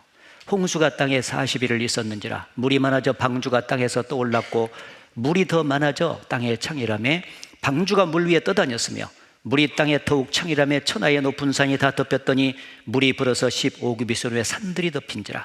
땅 위에 움직이는 생물이 다 죽었으니 곧 새와 육축과 들짐승과 땅에 있는 모든 것과 모든 사람이라. 같이 읽겠습니다. 육지에 있어 코로 생물의 기식을 호흡하는 것은 다 죽었더라. 예, 천하의 높은 산이 다 덮였더니 이게 세계적인 사건이요. 터키라는 나라의 일부 지방의 홍수 사건이 아니다 그 말이에요. 하늘 아래에 있는 모든 산을 다 덮어버렸단 말이에요. 세계적인 홍수 사건이에요. 이 심판이 끝나고 나서 유일하게 방주 안에 있는 노아의 8 식구만 살았겠잖아요. 그래서 이 노아 식구들을 이제 땅으로 내려 보내줘야 이제 땅에서 삶이 시작되잖아요. 그래서 바람을 불게 해가지고 물을 뺐는데 방주가 아라랏산에 머물렀다. 여기 물이 땅에서 물러가고 점점 물러가서 150일 후에 감하고 7월 곧 그날 17일에 방주가 아라랏산에 머물렀으며, 따라해보세요. 아라랏산에. 이 사건은 지금부터 4,500년 전 사건이에요. 에덴 동산의 역사는 6,000년 전 사건입니다. 근데 4,500년 전에 일어났던 성경에 기록된 홍수 심판의 역사가 과연 사실일까?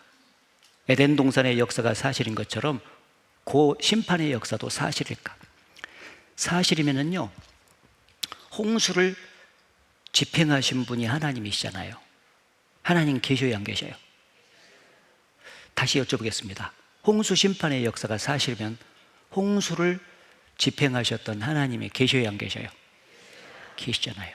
그래서 사실인지를 이제 확인해 봐야 되는데, 우선 영상으로 잠깐 홍수 심판 역사를 잠깐 보시죠. 이게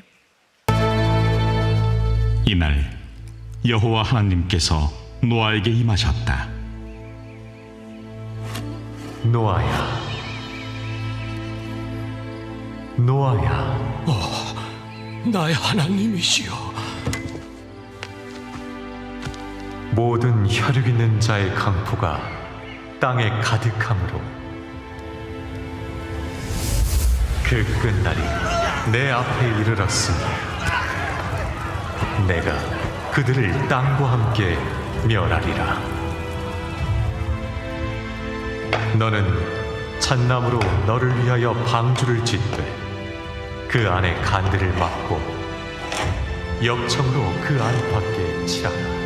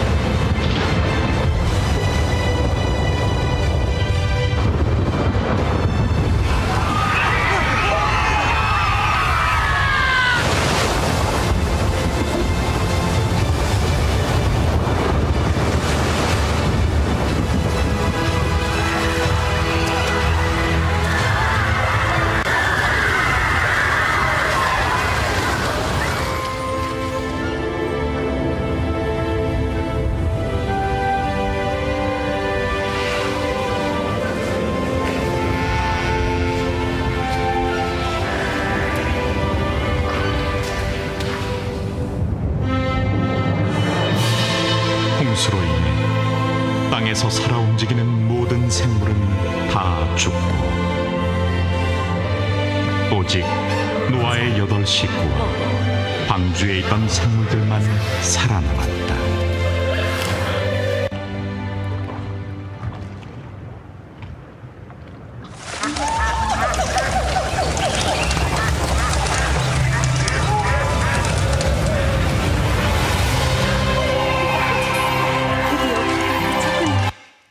네. 자, 이 역사. 이게 4,500년 전 사건으로서 성경에 기록이 되어 있는데 이게 정말 사실이냐 하는 문제죠. 자, 여러 가지 증거를 댈 수 있는데 바쁘니까 2가지만 딱 되겠습니다. 첫째는 노아가 탔던 그 배가, 방주가 지금도 아라랏산에 보관되어 있다는 사실. 2번째는 전 세계를 물로 덮었다가 물이 빠졌잖아요. 그러면 세계 곳곳에 물이 덮었다가 홍수가 있었다는 흔적이 남아있을 것 아니에요. 그죠? 예? 예. 그걸 찾아가 보자. 2가지만 확실해도 홍수 심판의 역사가 사실일 테니까요. 지금도 방주가 아라랏산에 있는가? 그렇죠. 5,165m 마운틴 아라랏. 지금 터키, 구소련, 이란 이 접경지대에 백두산 두갑절점 높이입니다. 아라랏산이 지금도 있습니다. 그리고 그곳에 관광객이 붐빈다. 이 눈 덮인 아라랏산에 노아의 방주 아라산정 얼음 속에 있다. 나사 인공위성 사진 분석이 발달. 인공위성이 이렇게 아라랏산을 이렇게 찍었는데 정상 부근에 말이죠. 시커먼 물체가 발견된 거예요. 하얀 눈으로 덮여 있고 얼음으로 덮여 있는데 그래서 조사단이 가보니까 거기 방주가 있더라. 그런 얘기죠. 얼음 속에 있다. 노아의 방주는 실제로 있었다. 네, 실제로 노아의 방주 목격자들이 고대로부터 굉장히 많습니다. 그 중에 대표적인 몇 사람 소개하면 우주 비행사 제임스 어윈, 달나라까지 갔다 온 비행사가 제임스 어윈이 방주를 찍은 겁니다. 그리고 여기는 프랑스의 대부호 펜나도 나바라는 사람이 아들과 같이 가가지고 1m 50cm 크기로 잘라 돌아와가지고 전문가에게 그 목재를 감정시켜 보니까 구약성서 시대 목재인 잣나무가 틀림이 없다는 고증을 받게 된 거죠. 그리고 이 사람도 방주 조각을 갖고 와서 조사를 했습니다. 똑같이. 이 사람은 4,300m 지점에 있는 노아의 방주를 발견하고 등산로까지 이렇게 확인시켜주고 있죠. 그리고 가장 최근에 홍콩 탐험대가 갔다 왔는데 가가지고 7개 공간을 아예 뚫고 들어가가지고 동영상을 촬영을 했어요. 그리고 그걸 지금도 이제 기자회견을 하면서 이렇게 보여주고 있죠. 이게 들어가가지고 7개 공간 들어가가지고 확인하고 있는 모습이죠. 이렇게. 그리고 거기서 갖고 온 물건들입니다. 자, 여기. Are you ready for this? A groundbreaking discovery of literally biblical proportions. What you are looking at, if you can make it out there, it could be Noah's Ark. And they're not kidding about this. The one from the Bible is the one I referred to. A team of Christian explorers say that they are 99.9% sure that what they found are parts of the legendary ship beneath snow and volcanic debris near a peak of a mountain. 예, 노아의 방주 그 안에 들어가서 촬영을 한 내용이 나오고 있죠.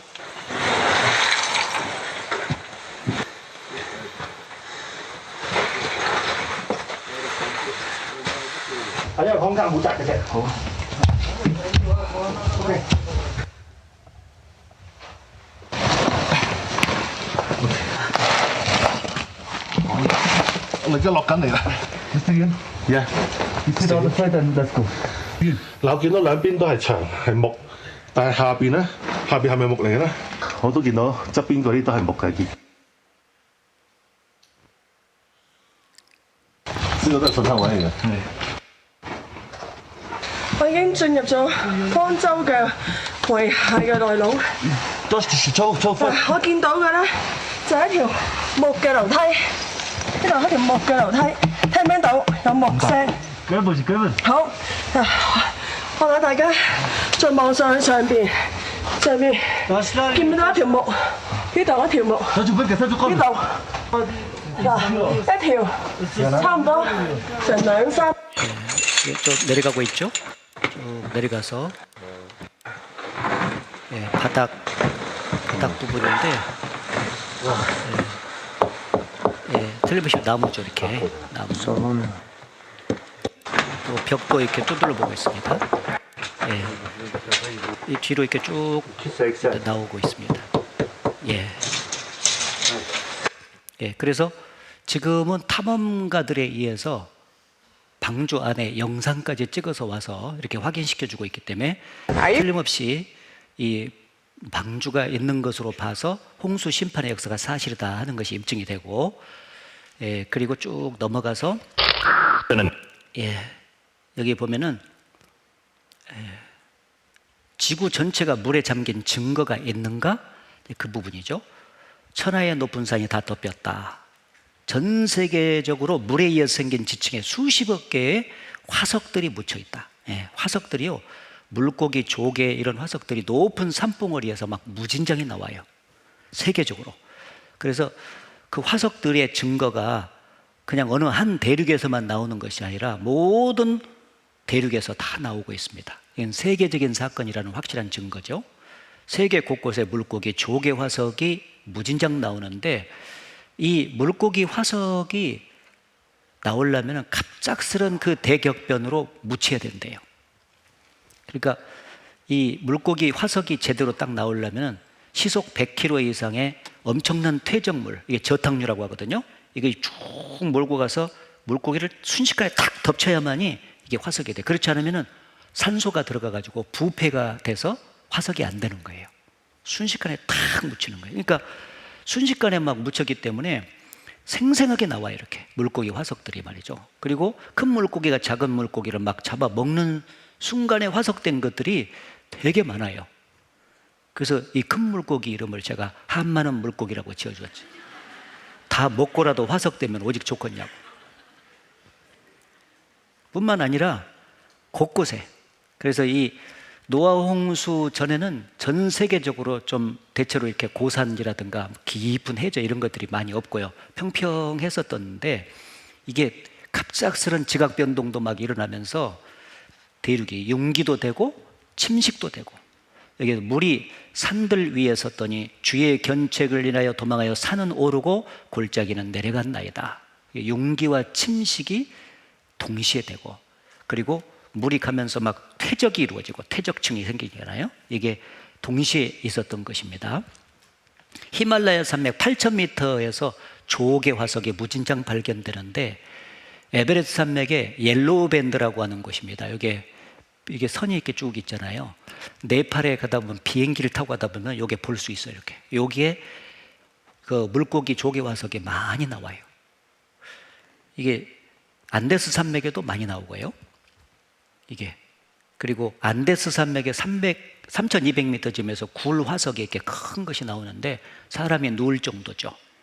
그리고 캐나다 로키 산맥에 23m짜리 초대형 어룡 화석이 발견되고, 대규모 미국의 네브라스카에 보면은 화석 무덤이 엄청납니다. 아주 막 납골당이죠. 태백시에 한국에도 화석 산지가 이렇게 나오고요. 물고기 화석이, 조개 화석이 진안 마이산에서도 나오고, 그리고 여기 보면은 다지층나무 화석이라고 하는데, 이 층이 쭉 있는데 그 층을 뚫고 이렇게 나무가 이렇게 서서 화석이 되어 있는 모습이 지구상 전체에 많이 나와요. 이게 틀림없는 홍수의 증거다는 거죠. 그래서 독일에서 발견된 이 나무는 매우 빠르게 묻혔음에 틀림이 없다. 이것은 거대한 홍수에 의해서만 일어날 수 있다. 요 화석은요, 1980년 세인트 헬렌 산호의 폭발 후 과학자들은 스피릿 호수 바닥에서 똑같은 형태로 나무들이 수직으로 묻히는 것을 관찰하게 되었다. 다지층 나무 화석들은 전 세계적으로 발견된다 그랬죠. 무슨 이제 얘기냐면요, 이게 세인트 헬렌 산인데 여기서 화산 폭발이 이루어져 가지고 뚜껑이 날아간 것처럼 파져 가지고요, 흙과 나무들이 막 쫙 나와 가지고 여기에 스피릿 호수예요. 여기에 바닥에 떨어져 버린 거예요. 근데 시간이 한참 지나니까 나무 껍질들이 올라오더니 조금 더 시간이 되니까 벗겨진 나무들이 이렇게 둥둥 수직으로 뜨는 것을 관찰하게 된 것입니다. 이렇게 둥둥. 예. 이렇게 숭퉁. 이제 연상을 해볼 수가 있죠. 둥둥 떠 있는데 이게 갑작스런 지각 변동이 일어나면서 이제 이렇게 나무들이 수직으로 있는데 저탕류가 막 흘러가는 거예요. 막 쭉쭉.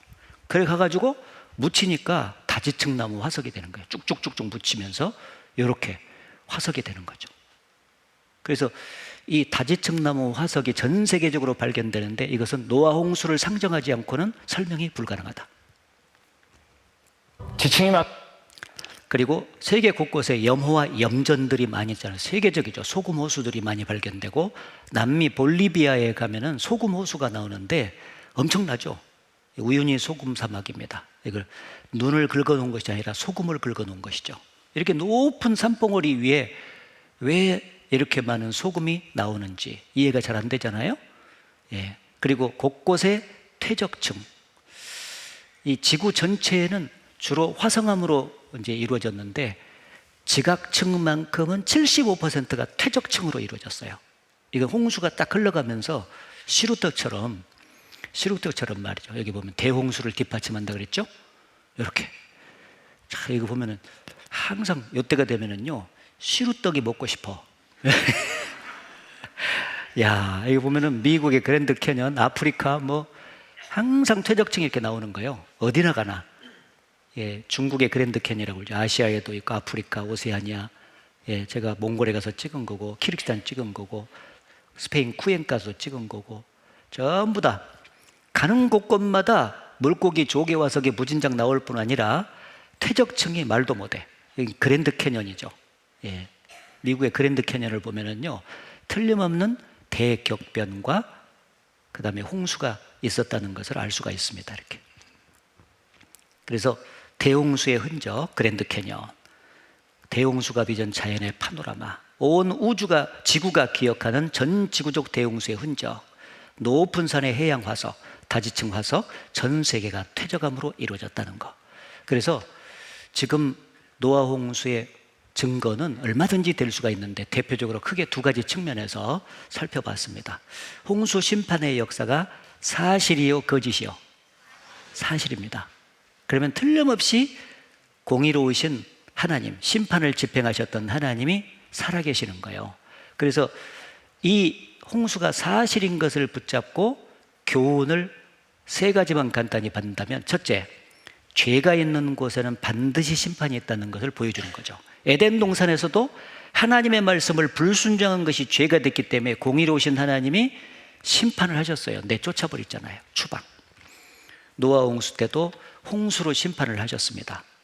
그것은 죄 때문에 그랬던 거예요. 다른 이유가 없었어요. 노아 홍수가 주는 교훈이 뭐냐? 여기 보면 죄는 심판하신다는 것을 말해주는 것인데, 이게 노아 시대는 물로 세상을 심판했는데 성경에 보면 역사의 마지막에는 불로 세상을 심판하신다고 경고하셨습니다. 2000년 전에 베드로를 통해서 마지막 시대를 보고 경고하셨는데, 같이 읽겠습니다. 이로 말미암아 그때 세상은 물에 넘침으로 멸망하였으되 이제 하늘과 땅은 그 동일한 말씀으로 불사르기 위하여 간수하신 바 되어 경건치 아니한 사람들의 심판과 멸망의 날까지 보존하여 두신 것이니라. 예, 노아 홍수 때는 물에 넘침으로, 이제 하늘과 땅은, 이제 역사의 마지막 때도 한번 죄악이 충만한 세상에 또 와요. 그때 공의로우신 하나님은 불사르기 위하여 간수하시고 불로 심판을 하시는 것입니다. 그래서 틀림없이 역사의 마지막에 불로 세상을 심판한다는 것을 믿게끔 하기 위해서 역사적으로 창세기에 보면 소돔과 고모라라고 하는 도시를 하나님께서 하늘에서 유황불을 내려가지고 그대로 쏟아서 멸망시켰어요. 근데 놀랍게도 소돔과 고모라 도시가 고고학적으로 그대로 발굴이 됐잖아요. 사해바다 남단에. 여기 보면은 하나님이 직접 유황불을 쏟았거든요. 이게 쏟았는데 성경 속 소돔과 고모라 사해 연안에 실제로 있었다. 소돔과 고모라 성 찾았다. 이 소돔과 고모라 도시를 발굴한 거예요. 이게 보면은 곳곳에 유황덩이들이 막 박혀 있는 거예요. 이렇게. 그래서 이 유황에다가 불을 붙이니까 불이 잘 붙는 거예요. 여기 봐. 그래서 보통 화산 폭발을 통해서 주어진 유황 성분은 순도가 40%밖에 안 나오는데 여기 소돔과 고모라에서 갔다 온 유황성분은 98.4%의 순도를 가져요.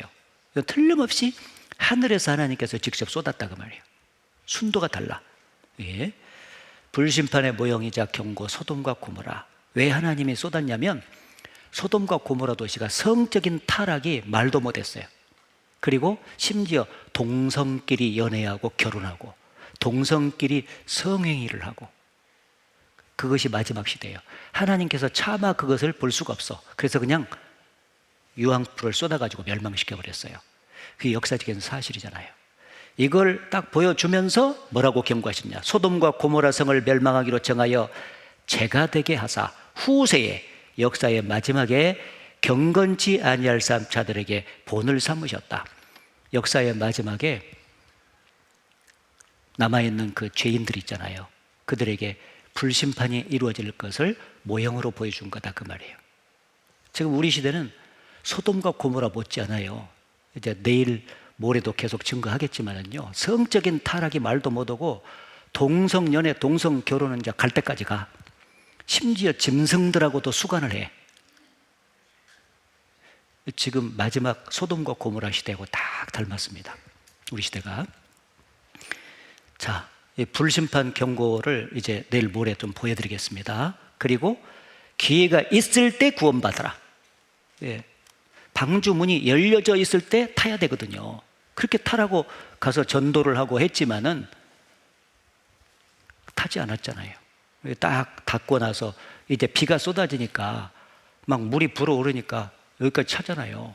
그래서 방주 문을 와서 그때서야 뒤늦게 열어달라고 했지만은 소용이 없어요. 한 번 닫힌 문은 다시 열려지지 않아요. 집주인이 일어나 문을 한 번 닫은 후에 너희가 밖에 서서 문을 두드리며 주여 열어주소서 하면 저가 대답하되 가로되 나는 너희가 어디로서 온 자인지 알지 못하니라. 예, 문이 열려졌을 때 타야 돼요. 여러분, 구원의 기회가 주어졌을 때 구원받아야 된다 그 말이에요. 미루지 말고. 예, 개인적으로는 죽을 때까지 기회를 주고 역사적으로는 은혜 시대가 끝날 때까지인데, 내일 모레 보면은 우리는 역사의 마지막 시대에 은혜 시대가 곧 끝나려고 하는 찰나에 살고 있어요. 명심해야 됩니다. 이번 기회를 놓치지 마시기 바랍니다. 그리고 마지막으로 사람이 구원받지 못하는 이유는, 왜 사람이 구원 못 받냐? 하나님의 사랑과 은혜가 부족해서가 아니다는 거예요. 하나님의 사랑과 은혜는 철철 넘쳐. 왜냐하면 뭘 해서 구원받는 것이 아니라 그냥 구원받을 수 있는 진리를 마음에 믿어서 구원받으니까 선물로 받는 것이거든. 사랑이 철철 넘친다 그 말이에요. 왜 구원 못 받냐? 자기 영혼에 대한 무관심과 하나님의 말씀을 농담으로 여기고 무시하기 때문이다. 하나밖에 없는 영혼의 문제 준비. 오전 시간에 제가 말했잖아요. 아까 첫 번째 시간에 육체를 위해서는 평생을 준비하는데 자기 영혼이 죽음 이후에 어디서 살 것인지 그것을 생각을 안 한다고 말, 무관심해. 준비를 않죠. 이번에 관심 가져야 되죠. 그리고 하나님의 말씀을 농담으로 여기고 무시하기 때문에. 여러분, 어제부터 오늘까지 제가 성경에 있는 내용을 여기다가 기록해갖고 증거를 해주는데 하나같이 다 사실이다 그 말이에요. 하나님은 거짓말을 못 하시는 분이에요. 성경대로 됩니다, 여러분. 그래서 사람 말은 다 못 믿어도 하나님의 말씀은 철저하게 믿고 받아들여야 돼요. 그래야 여러분이 구원받고 천국 갈 수가 있습니다. 그래서 오늘 여기까지 제가 말씀드리고요, 내일도 계속해서 말씀드리면은 확실하게 믿어지니까 꼭 빠짐없이 나오시고, 다른 교회 혹시 다니시는 분들도 이제 이번만큼은 연속으로 쭉 듣는 게 좀 필요하잖아요. 여기 와서 수요일 날 예배 봐도 전혀 상관이 없으니까 끝까지 참석을 좀 잘 해주시기 바랍니다. 기도하겠습니다. 자비로우신 하나님 아버지, 오늘 또 귀한 시간을 말씀 앞에 모아주시고 하나님의 말씀을 들을 수 있도록 귀를 열어주시고 마음을 열어주셔서 감사합니다. 이번에 말씀을 듣는 사람들, 그 영혼을 특별히 하나님께서 사랑해 주시고 끝까지 붙잡아 주시옵소서. 한 사람도 하나님의 말씀을 농담으로 여긴다든지 무시하지 않도록 해주시고 겸손한 자세로 끝까지 말씀 잘 듣고 하나님의 사랑을 깨달아 구원받는 놀라운 역사가 이번에 꼭 나타날 수 있도록 축복하여 주시옵소서. 모든 것을 주께 의지하면서 우리를 사랑하시는 예수님 이름으로 기도드렸습니다. 아멘.